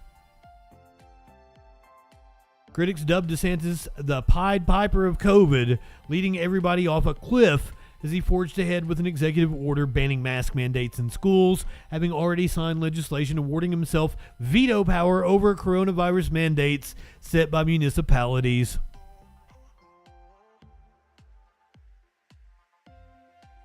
$23,000 Floridians died during the Delta surge. What a piece of shit. Let's keep it in Florida, and let's keep it talking about COVID-related instances. To Broward County we go, where deputies have been charged with PPP loan fraud. We are now hearing from Broward Sheriff Gregory Toney after 17 deputies have been arrested and charged with fraud. Local 10's Roy Ramos is live with this developing story. Roy. Nicole, and we have learned that nearly 100 BSO employees did apply for the PPP loans. And of the 100, 17 of them are now facing federal charges. Well, as you mentioned today, we did get a chance to speak with Broward Sheriff Gregory Toney about these allegations, and he says, why would deputies need PPP loans? Type of criminal activity, they do not deserve to be working in the law enforcement profession. Did you believe you were receiving these loans legitimately? 17 members of the Broward Sheriff's Office, which include both BSO deputies and detention deputies, released from the federal courthouse in Fort Lauderdale after being indicted on charges that include wire fraud after federal investigators said they fraudulently applied for and received funds from the Paycheck Protection Program, or PPP loans. Bonds were set. They're being released. Nobody, as far as I know, is being detained. And we'll take it from there. We'll be back in court. Attorney Brian Silber represents 3 of the defendants, some of whom have either been suspended or placed on leave pending the outcome of the investigation. I can't comment on the nature of the case. While the charging documents do not allege that any of the defendants committed the charged offenses in the course of their official duties, this does not in any way diminish the seriousness of what the defendants are alleged to have done here. Sheriff Gregory Toney said he first learned of the crimes in November of 2021, prompting him to investigate all 5,500 of his employees, including himself and other top brass. Of the 17 indicted, 7 BSO deputies and 1 sergeant in law enforcement, and 8 detention deputies and 1 sergeant in corrections. I hate to see that, knowing some of the individuals and seeing the names on that list that's being indicted, some of them were good officers. But you're only as good as the last act and conduct that you execute. Why is his face so small? He got Charlie Kirk syndrome going on. He got a little itty bitty goatee going on with little beady eyes. What the fuck? We learned the defendants involved received tens of thousands of dollars, and while the investigation has proved that some of whom were investigated did have legitimate businesses, at the very least, the 17 now facing federal charges allegedly did not. If you're going to be participating in criminal activities, we don't want you in this profession. And while But are you all gonna quit tomorrow? What the fuck? Dude, all cops are out here breaking the law on a daily basis. 17 BSO employees have been indicted. We are told that this investigation does continue and there could be more indictments to come. We'll be sure to stay on top of this. For now, outside of BSO headquarters near Fort Lauderdale, Roy Ramos, Local 10 News. He had an itty bitty face. I can't get over it. I so don't need to mock other people's looks. I look fucking absurd. Why would I do that? He had a small face. He had a small face. So this was a story that we mentioned earlier in relation to Israel and Palestine. But as I said, I didn't know that it actually related to Israel and Palestine. Hate crime charges filed against a landlord here in the U.S. being Muslim and the ongoing Middle Eastern. That's right, Rob. Joseph Chuba is being held right here at Joliet's adult detention facility. The charges against him came down right before 2 o'clock this afternoon. Shortly after that, the little boy's father came forward along with a group of supporters from Chicago's Muslim American community, not just to express their grief, but also to speak out against what appears to have been an act of hatred against this Palestinian family. This is one of the last pictures taken of Wadia Al-Fayumi, who just a couple of weeks ago celebrated his 6th birthday. His life was brutally taken away yesterday morning at his home in unincorporated Plainfield after he was stabbed 26 times with a military-style knife. Will County investigators saying today he and his mother were attacked by their landlord, Joseph Chuba. The 71-year-old is now charged with first-degree murder, attempted first-degree murder, and 2 counts of committing a hate crime. What we have is a murdered Palestinian child by someone who is radicalized by the environment in which we live right now that casts Palestinians as human animals. In announcing the charges today, the Will County Sheriff's Office called the crime senseless and cowardly, saying in part, detectives were able to determine that both victims in this brutal attack were targeted by the suspect due to them being Muslim and the ongoing Middle Eastern conflict involving Hamas and the Israelis. And while investigators did not reveal their reasons for believing that, the president of the Council on American Islamic Relations today, standing alongside the little boy's father, described text messages sent to the father by his ex-wife from the hospital, where she is still recovering from her own injuries. He knocked on the door and that he attempted to choke her and said, "You Muslims must die," and attempted to stab her and stabbed her, and she went to the bathroom and called 911, and this was all in her own words. Now, just a short while ago, the Anti-Defamation League released a statement condemning this violent attack.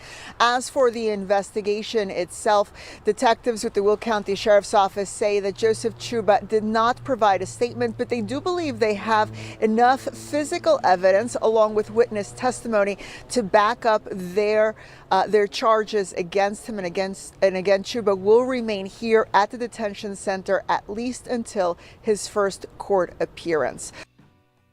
Wow. That happened in Illinois. He's not as hot as the reporter in Poland. God damn.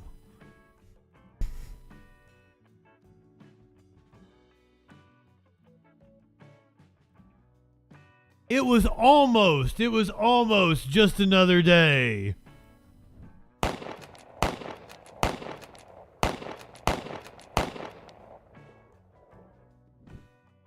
Luckily, no one killed in Texas after a gunman opened fire at the state fair.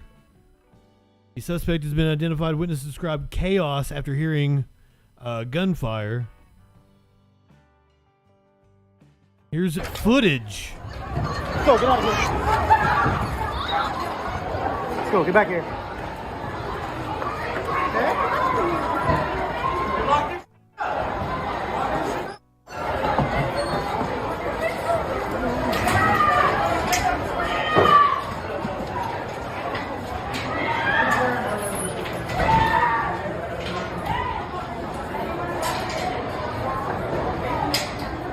Becoming an all too familiar sight. People running from gunfire.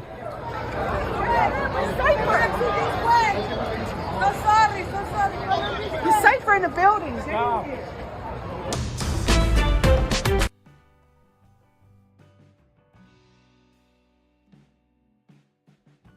Typically on Sundays, thousands of people attend the State Fair of Texas, but this Sunday morning, only vendors were there. The fair didn't open until 1:45 p.m. on Sunday after Dallas police said a man shot at another man on Saturday night, injuring 3 people. The victims, 2 adult males and 1 adult female, are all expected to recover. At least one appears to have been an innocent bystander. Dallas police identified the suspect as 22-year-old Cameron Turner. He ran from the scene after the shooting, but officers quickly located him and took him into custody. A gun was recovered. Turner is now charged with aggravated assault. I thought that was just another Saturday night in Texas. The shooting happened around 8 p.m. in the Tower building, which is a food court. A food vendor named Jessica Metlin described the scene. All of a sudden, there were 4 gunshots. It was pow, pow, pow, pow. Then there was about a minute delay, and then there was another gunshot. People fled. People were jumping over my counters. I was pulling people to safety. I was pulling people behind counters. This is the police. So today at about 7:45 p.m., the Dallas police responded to an active shooter call in the Tower building at the State Fair of Texas. The preliminary investigation determined that one man shot at another man. 3 people were shot. All have non-life-threatening injuries. The suspect ran from the scene. Officers were able to locate him and took him into custody. A gun was also recovered. The individuals that have been involved in this have all been identified, and the investigation is ongoing. So that is currently all the information I have available for you guys, and an update will be provided once we have more information. So there's only one suspect? No. Sorry. My, yeah. A little Spanish? I don't. Yeah, I'm not going to be able to. Do we know the relationship? No, we do not. What time was it again? I'm sorry. About 7:45 p.m. Was it in the food court? It was in the Tower building, which is commonly known as the food court. You said a man shot at another man. Yes. 3 people were injured. So were other 2? So we're working. It's all part of the investigation on who is who as far as the shooting occurred, but it's still currently under investigation. Okay. Why does the Dallas Police Department not have a Spanish language translator? A Spanish language communications person on the scene? That seems like a thing that you would need.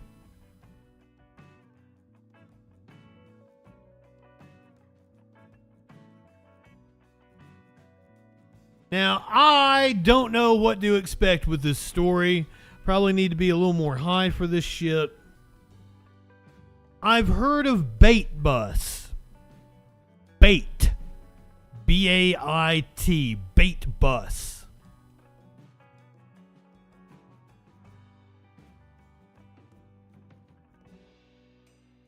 It's some pornography where they have like hot women with big titties on a bus, and then they get this unsuspecting straight guy, and then like get him to get a blowjob from a gay guy in order to get to play with the women with the big titties. Don't ask me how I know this. You live in sexual anarchy?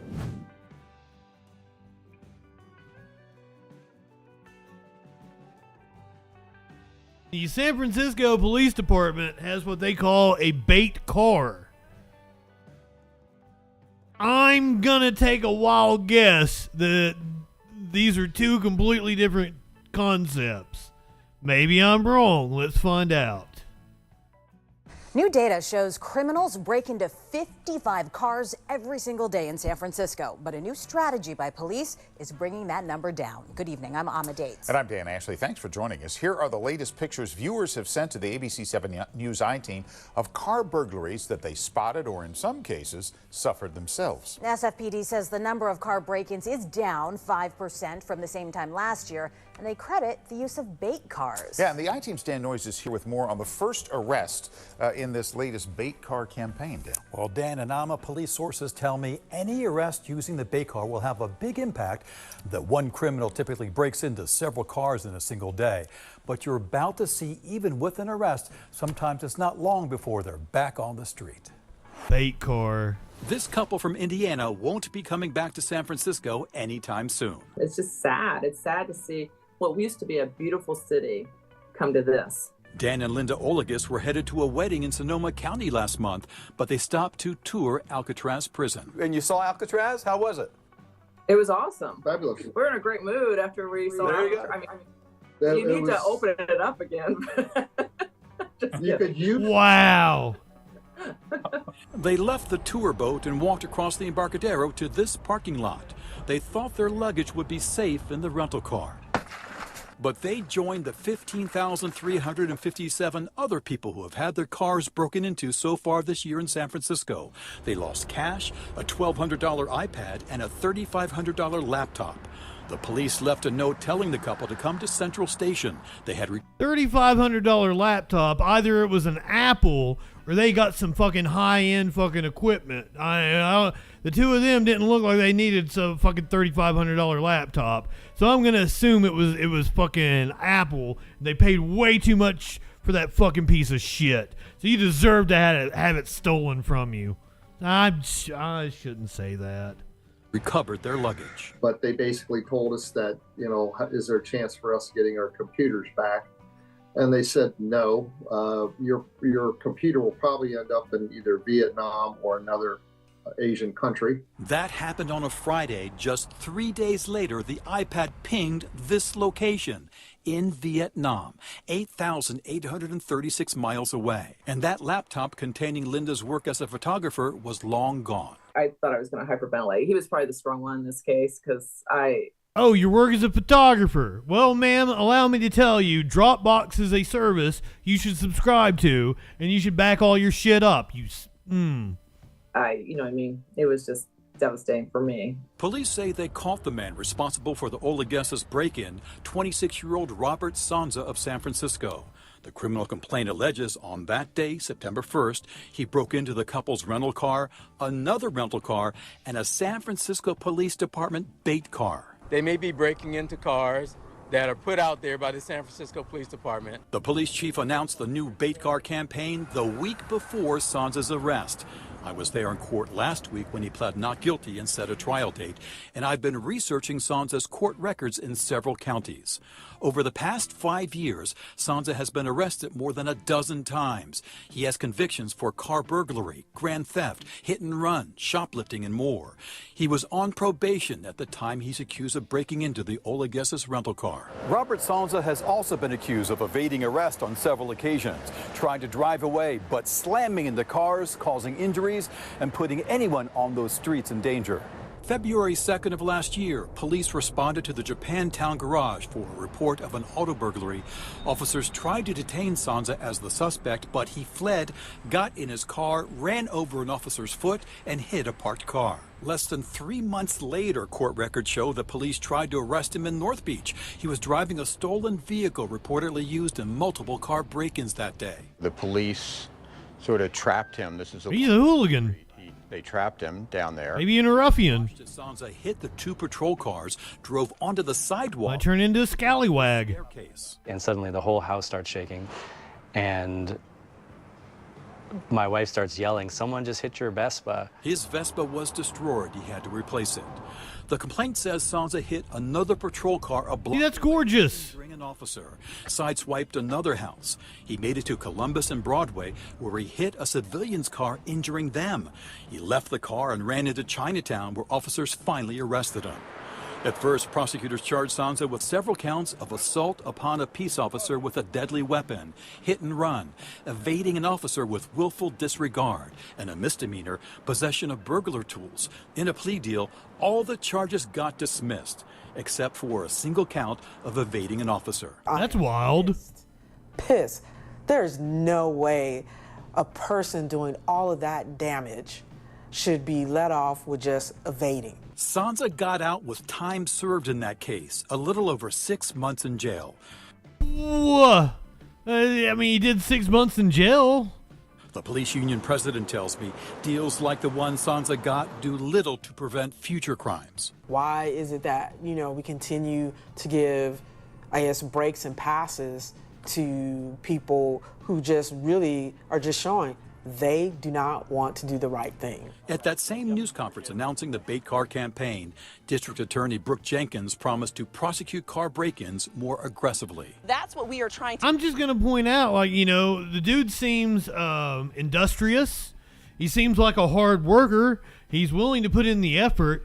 If there were bountiful jobs out here where people could go and make a good living, perhaps he wouldn't resort to breaking into bougie cars where he can make a hell of a lot more money. Just throwing that out there. Perhaps the motherfucker doesn't want to go work at McDonald's for, if he's lucky, it's San Francisco, maybe $12 an hour, $13 an hour, possibly. Just throwing that out there, because it doesn't seem like he has any problem putting in the effort, does it? To reinstill in San Francisco right now is that not only will you be caught, but when you are prosecuted, there will be a consequence for that behavior. That's a start for Dan and Linda Oleges. Does it mean anything at all that the police were able to catch your guy with their bait car? It worked. I mean, their law enforcement technique worked. It does, but then, let's see what happens to this guy. Because, it wasn't his first rodeo. It's a professional job. What are they going to do? Slap him on the wrist and let him out in a couple months? Robert Sansa's public defender declined to discuss his current case or the previous ones. His trial is set for November 17th, and I'll be there to follow up. Whoa, he's going to take it to trial? Not guilty on all the shit that you absolutely had me dead to rights doing. I don't know, I'm kind of rooting him on.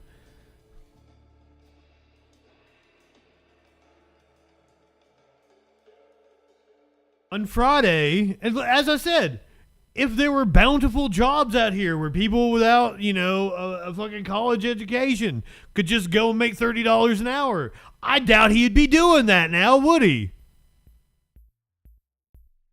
At least we have some people out here fighting to raise some fucking wages in this country. Get a piece of the pie for the workers. UAW President Shawn Fain on Friday announcing that we have hit a new phase of the strike. Let's listen to a little bit of his statement that he gave Friday afternoon. Morning. Before we get started, Oh, maybe it was morning. acknowledge our international union family who have made the long trip to the United States to stand in solidarity and stand up with our members. Leaders from FIOM, the largest industrial union in Italy, came here.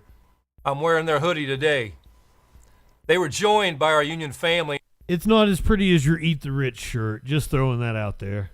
From Unite, the powerhouse UK union. Also attending were leaders from Industrial, the global labor federation that we all belong to. Our fight's not just about us, it's about the working class. Our companies exploit workers across borders. It's our job to unite and organize across the borders as well. I'm proud to be joined by our union family from abroad and want to ensure them and all union everywhere that the UAW stands with all workers in the fight for economic and social justice. UAW family, yesterday marked 4 weeks since we launched our stand-up strike.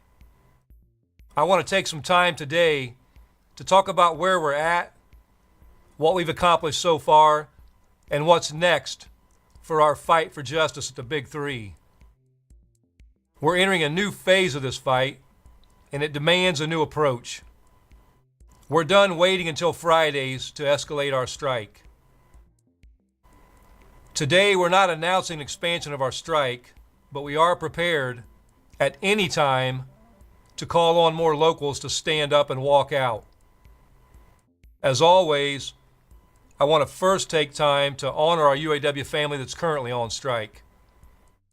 Tomorrow marks a full month on strike at the Big Three for our first wave of stand-up strikers.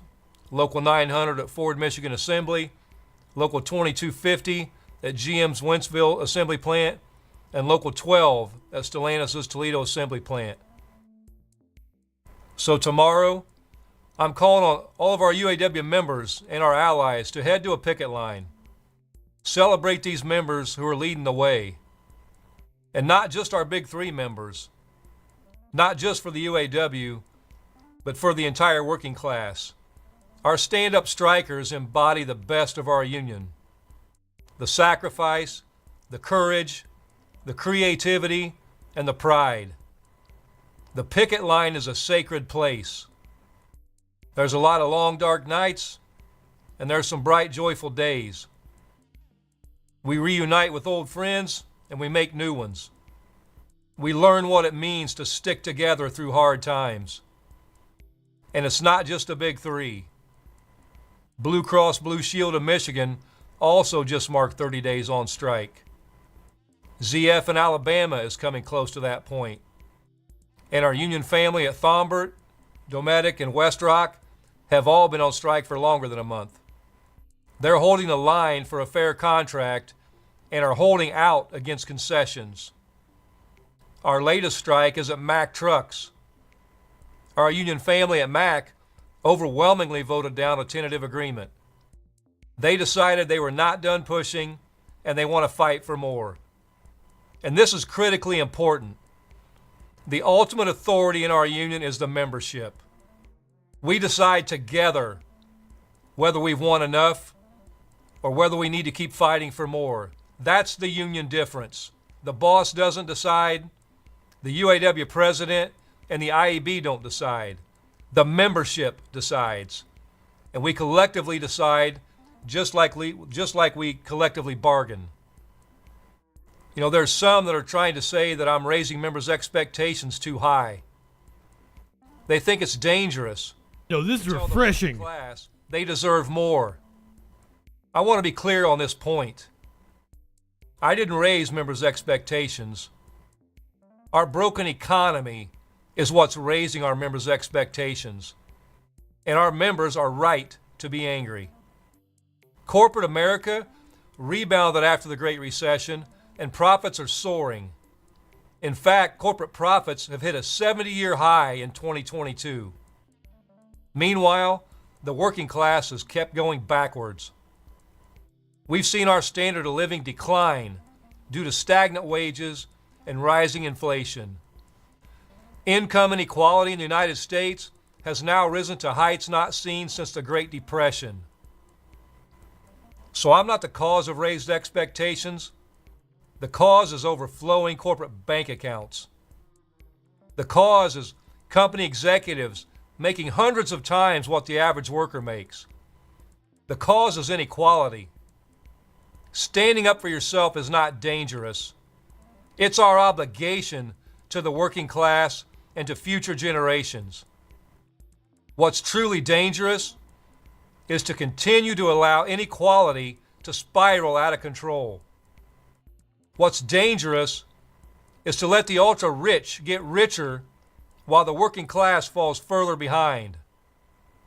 What's dangerous is to let companies and politicians kick workers while we're down, gut our unions, and rig our economy. Let me give you an updated version of that graph. The one I showed you was up to 2014. Let me show you through 2020, because it's just fucking appalling.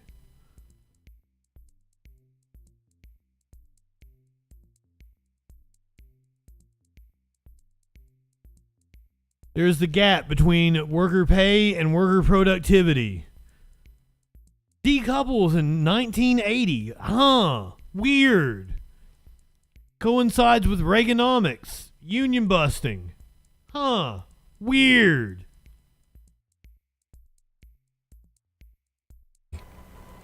So unless employers start coming to their senses, unless we start to see real gains in our contracts that match the gains we've seen on Wall Street, then I predict there are going to be a lot more strikes on the horizon.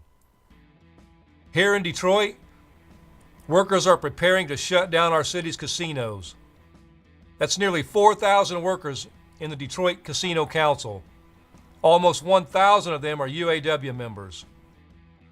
1,100 members at General Dynamics in Michigan, Ohio, and Pennsylvania just voted to authorize a strike by 97%, and their contract expires next Sunday. If we're going to raise standards rather than lower them, if we're going to go from defense to offense, then we're going to need reinforcements. We're going to need to show up for each other in a big way. So tomorrow I ask you if you can do it, show up for each other on the picket line. Bring strikers some food, some music, some solidarity. So now let's talk Big Three. We'll go ahead and we'll leave it there. I will link it in the chat if you do want to go back and watch the whole speech. He's always inspiring. So no new strikes as of now. This was on Friday when he gave that speech. But we should expect new strikes in the coming week or so.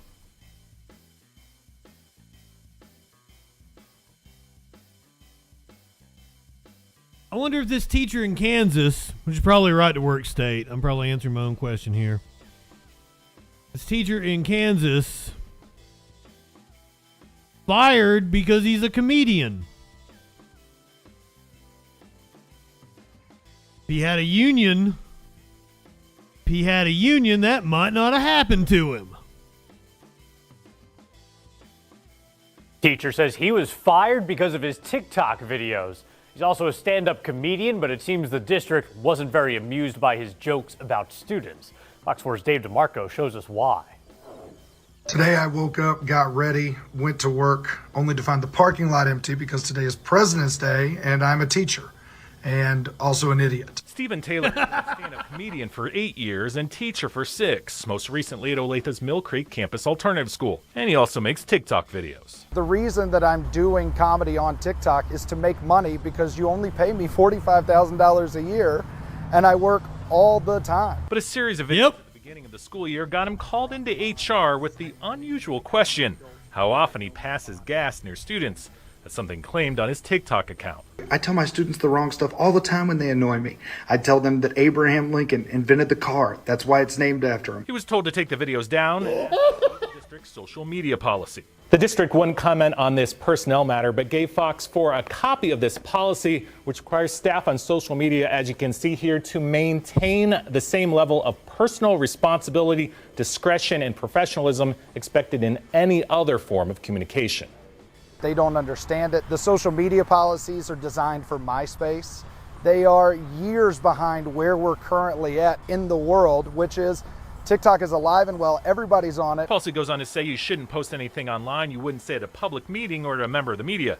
Now Taylor's talked to both as the district moved for termination after he says he refused to sign a non-disclosure agreement and resign. This board is set to vote at the end of this to fire a teacher at the end of this meeting who has incredible evaluations from administration, great relationships with the students, and who care deeply about their success.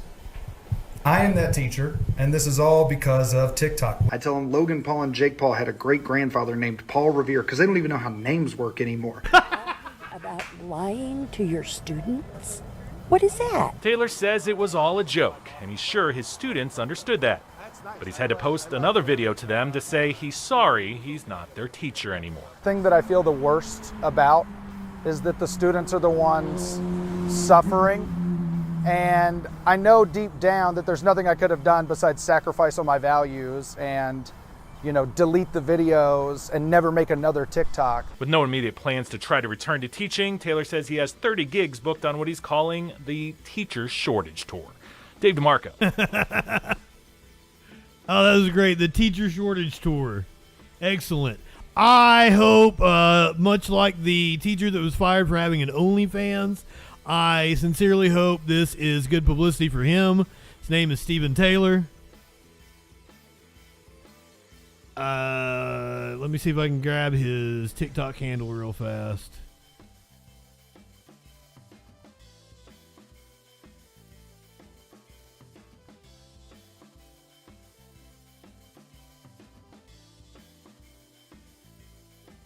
I don't even know how names work anymore.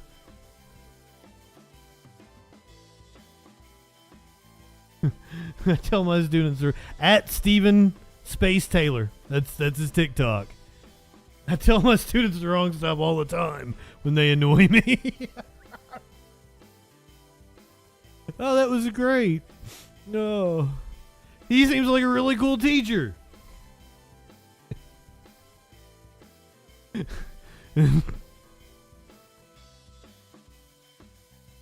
This also appears to be a really cool teacher in Florida who is apparently taking some flack for showing their class the Winnie the Pooh movie. But maybe not the Winnie the Pooh movie you're thinking of. Miami fourth grade teacher, okay, that's a... is under fire for showing horror film Winnie the Pooh, Blood and Honey.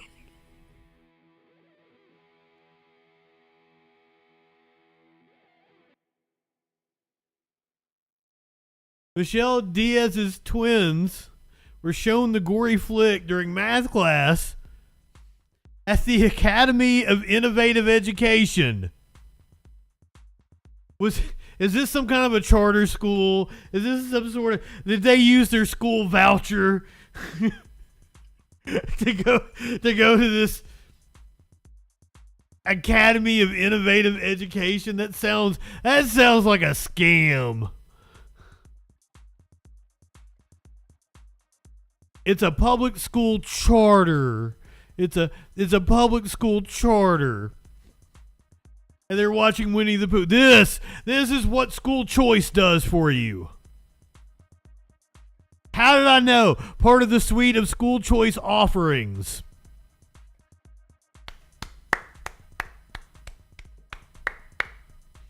Congratulations. I've told you over and over and over again. School choice, charters, all a fucking scam.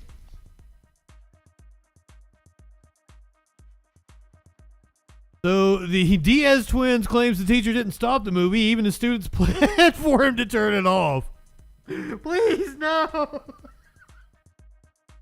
The charter school admitted that some students have met with a counselor. Oh shit! Do we have a yes? Let's watch a video on this. No. I'll fix next time. Miami-Dade charter school teacher. A number of parents allege fourth graders were exposed to an inappropriate film for their age group. CBS News Miami's Yvonne Taylor reached out to the school and spoke to a parent who was demanding action. This is the charter school. It was in Miami, yep. From kindergarten to 12th grade. And here is where we met the parent who complained about the film shown to both of her kids. She's asking for specific actions. Before students from the Academy of Innovative Education were let out of class, this mother let out her frustration. I feel completely abandoned by the school. And Michelle Diaz reached out to CBS News Miami. She said her fourth grader twins were distraught because of a movie their math teacher played for students on Monday, October 2nd. So they were exposed 20. If you're gonna play something for the students in a math class, wouldn't Scott Steiner's promo be a lot more effective? But then you take my 75% chance of winning and then add 66 and 2/3%. I got 141 and 2/3 chance of winning.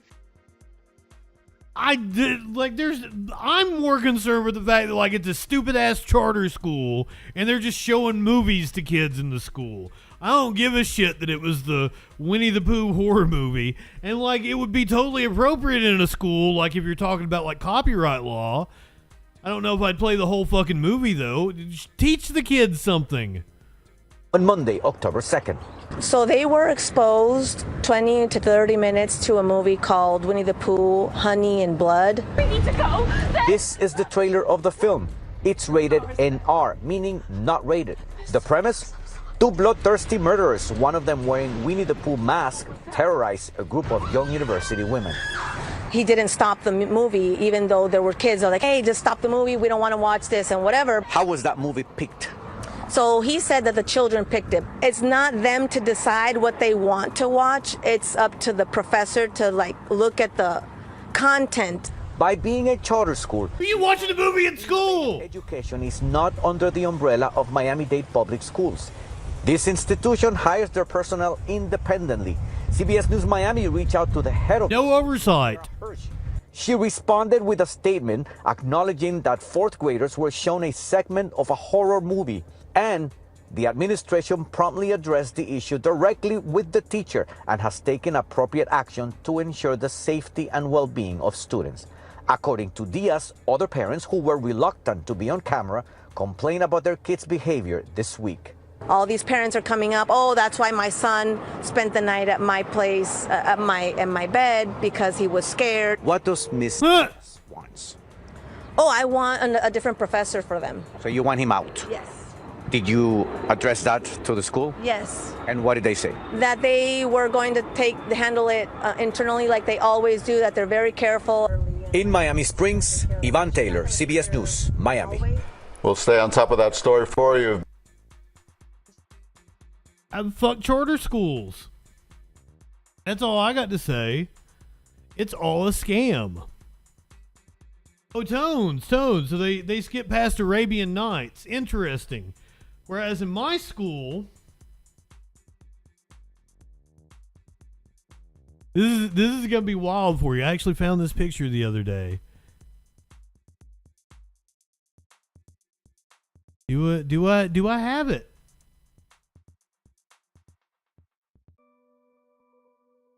Oh my God, where is it? I swear it was just right here. I looked at it just the other day. I was like, oh, that's wild, I have it. Because when I was in school, I was in show choir. And one year we did Disney songs. And I got to do a solo, because back before my voice changed, I could actually sing. I cannot sing anymore. Do not ask me to sing. And I can show you little baby Justin actually singing Arabian Nights. That was my solo.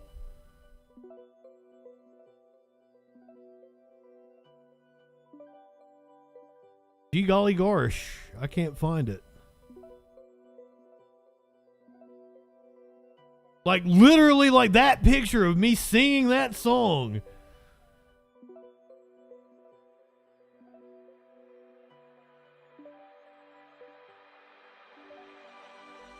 Huh. I swear to you. Oh, there it is.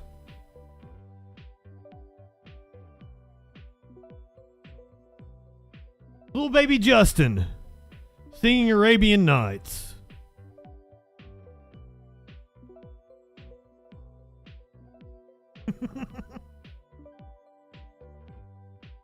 Back when I was kind of cute.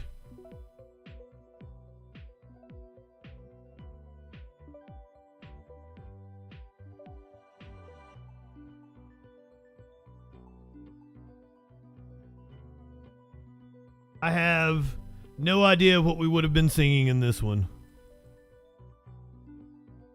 I had one of my teachers passed away last week, so that's why I was looking through old shit. There is teenage Justin.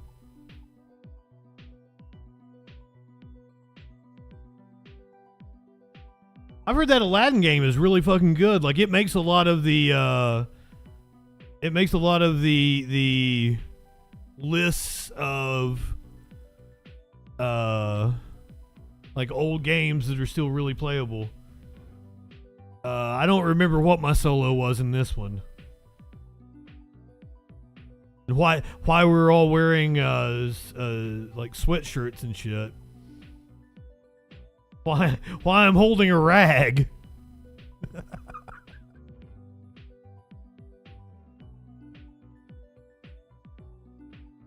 Taking a trip down memory lane here. Do I have any more of me in a sparkly vest? Oh, here's me with Bill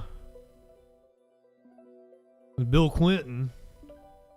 I'm over there. I had my bowl haircut going on. Oh shit.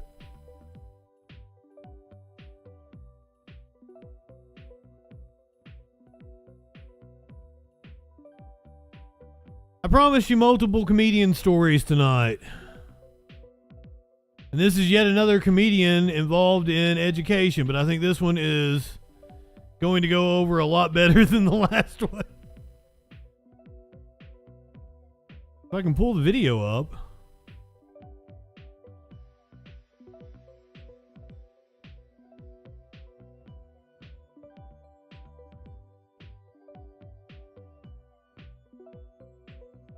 You know about Moms for Liberty?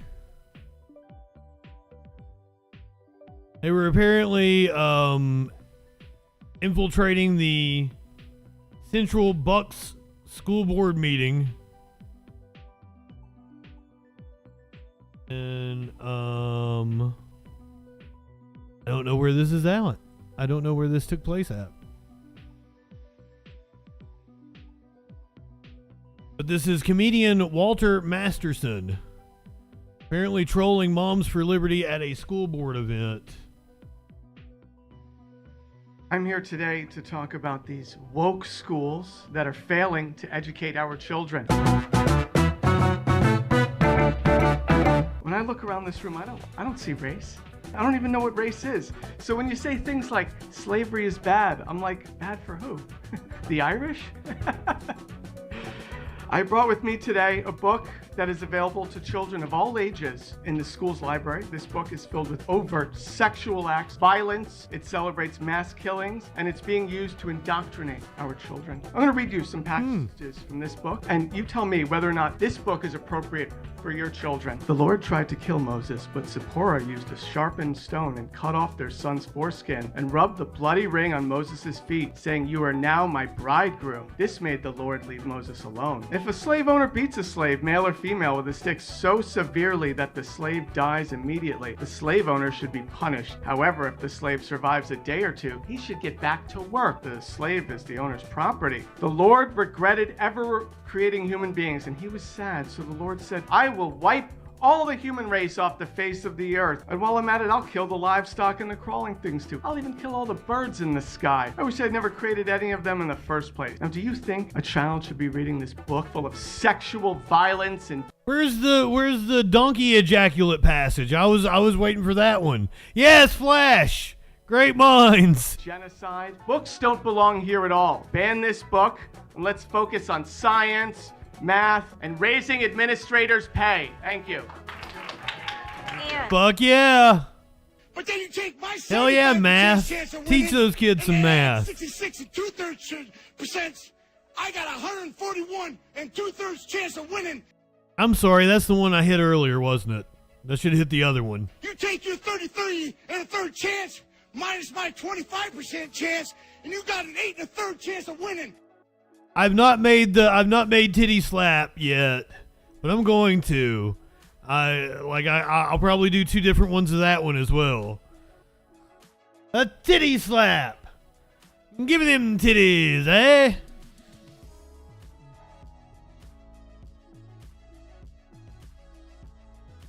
Apparently, a comedian thought that Malia Obama could use a titty slap.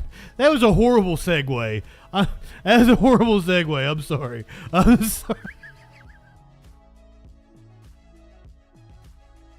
Oh God, this one's old. I didn't even know this. Apparently he told this 3 years ago. Why'd this go viral again? Why is the story going viral now? No, it was published fucking shit. I do current news. All right, we'll listen to it just for some bullshit. Much. This doesn't happen to me that much because the times that I go out and it's more of a because I'm here all the time. I love when you do stand-up. But I don't get a second to. I don't see the same people over and over again. Do you ever find that you see familiar faces, or see people that you know in the audience? Sometimes. Like if you go to Boston, it's like, oh, you're from Boston. You see someone you know. There's a guy named Zan I see in San Francisco all the time. He's going to be happy when he doesn't see this. I don't know why I said doesn't see. Maybe you will see it. Yeah, sure. I'll send it to him. Sure. He's got a lot of friends. He'll tip him off. Yeah. Here's your here's your edit. I like Conan's jacket. Yeah, sometimes that does happen. We're gonna keep that in, just so you look like a dick, you know. Billy? Yeah. And here's your edit. And here's your edit. Pete Holmes, good to see you. It's Pete Holmes, everybody. We have to go viral. I like that Andy always looks like Matt Damon deep in character. Matt Damon. Who is that? Those are Damon frames. Oh, You know what I'm talking about. yeah. The CIA one. Yeah. I can't remember the name. Good Shepherd. Good Shepherd. That guy wins nothing. We have nothing to give you. You'll get this plant on the way out. Why is Conan's hair so tall? Sometimes I do shows and I don't know that there's someone of note in the audience. Right. I was recently in Boston, in Cambridge. There's a great place called the Comedy Studio where I started, and I was doing stand-up. And I was watching the show before I went on. I was going on last, and there were these 2 hot women, young women in the front, that the whole show were whispering like it was it's worse than heckling. They were going like this. Right. Well, they're trying to be polite. What a Black Mirror nightmare to be doing stand-up and there's 2 attractive girls, which is what made every nerd into a comedian. Right. In the front row, whispering and laughing at the people on stage, but in the bad way. Yeah. So nobody's mentioning it. And then I go on last, and I tell a joke, and they're whispering and laughing and giggling. And I'm just like, what's going on? I can see you. Yeah. They were in the front row. They were in the light. Right. Like the spotlight was on them as well. And I just go, what's going on? I can see you. Please stop. Tell another joke. They keep doing it. Right. Then I'm like, can you please cut it out? Please cut it out. Then I get a little bit more like, shut up. I'm afraid. Look at my face. I'm here to help. Do some crowd work. But heckle them. Push Petey too far. I'm like, please shut the up. Yeah. At a certain point, I take the curtain and I go, I don't care. Enjoy the show however you want. I just don't want to see you. And I cover them with the curtain. Wow. I thought this would get a big laugh. Right. Nothing. The whole audience turns on me. I'm like, what is going on? Oh, wow. After the show, I find out it was Obama's daughter. No! It's still funny. It was Malia! Malia! And her hot friend. She looked great. terrible comedy audience. Conan, that's a true story. You think that who let you put a curtain around President Obama's daughter? That's what I'm saying. Why weren't you shot? I should have been shot. You should have been shot. I've never gotten off stage and been like, why wasn't I shot? Or at least a little. I have. Like you're trying to entertain a cat on my face. I covered them. I was like, shut up, shut up, shut up. You should vanish. And I covered them with a thing. And the Secret Service was like, I like this guy. Someone's finally telling her. Heck yeah, Pete Holmes.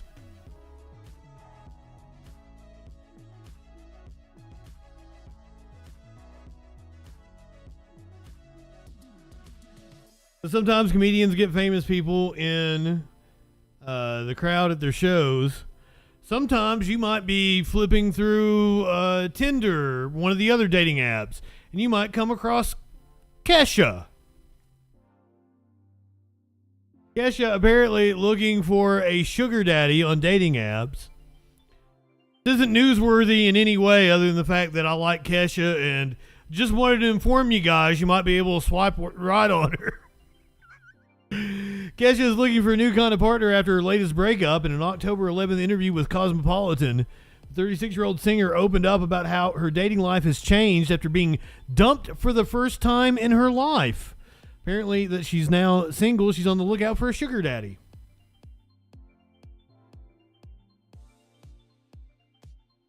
What was his name? Dr. Kim? Was that the dude that had her over the barrel on her contract? Did he take all your money? Is that why you need a sugar daddy, ma'am? During the interview, Kesha explained she rejoined dating apps after her most recent breakup. I was just making my profile as I was driving over here. Tinder, in fairness, never used it. It seemed like where you go to get laid. That's a get laid app. Well, people just want to see you in your birthday suit. But Tinder's not the only dating app on her phone. Hinge and Bumble seemed on par, like there might be some billionaire lurking in the shadows, but you have to kind of weed through. She doesn't fuck with Raya. I've never even heard of that one. Apparently, Kesha's looking for a sugar daddy or a baby daddy on the apps, but would prefer one over the other. I mostly want a sugar daddy. I just never had one. It sounds really fun. I know it's like anti-feminist, but I want one, so DM me. Shit's about to blow.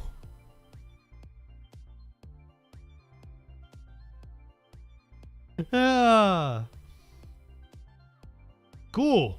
Totally into it. Everybody frantically swiping through Tinder right now, trying to find Kesha. I have no clue where she lives. I don't know where you need to set your area to.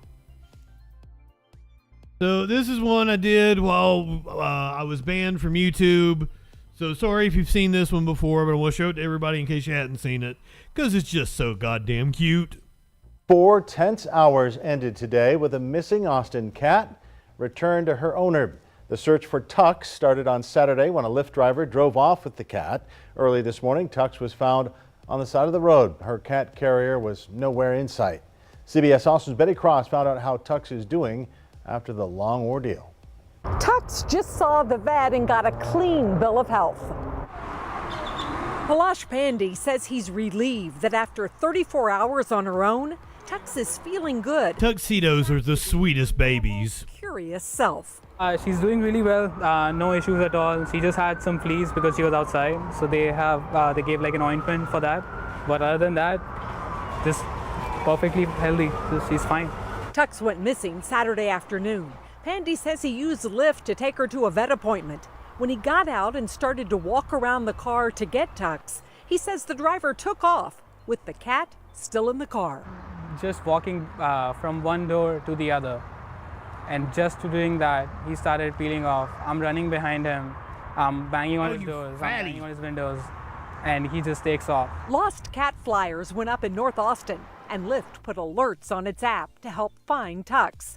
Early this morning, investigators hired by Lyft found Tux 1 mile from the vet clinic. She was not in her carrier. Pandy thinks the entire situation could have been avoided if the driver had either stopped or not waited hours to answer his messages. I tried communicating with him every way possible. He did not respond to me. He only called me back once the police called him first. I got a statement That's shitty. this afternoon that said they are working to get to the bottom of the situation and make sure they don't see a repeat. In addition, they say they're going to cover all of Tuck's vet bills. Now, that's fucking cool, Lyft. I bet those vet bills are expensive. Trust me, I know. I got 3 cats. Go ahead, light one up, tip one back. It's all right to have a little fun before you hit the sack. I'm JustinFREAKIN. We'll see you tomorrow. Possibly during the day. I'm still keeping a lookout for a floor vote, but I don't think the Republicans are going to force one yet.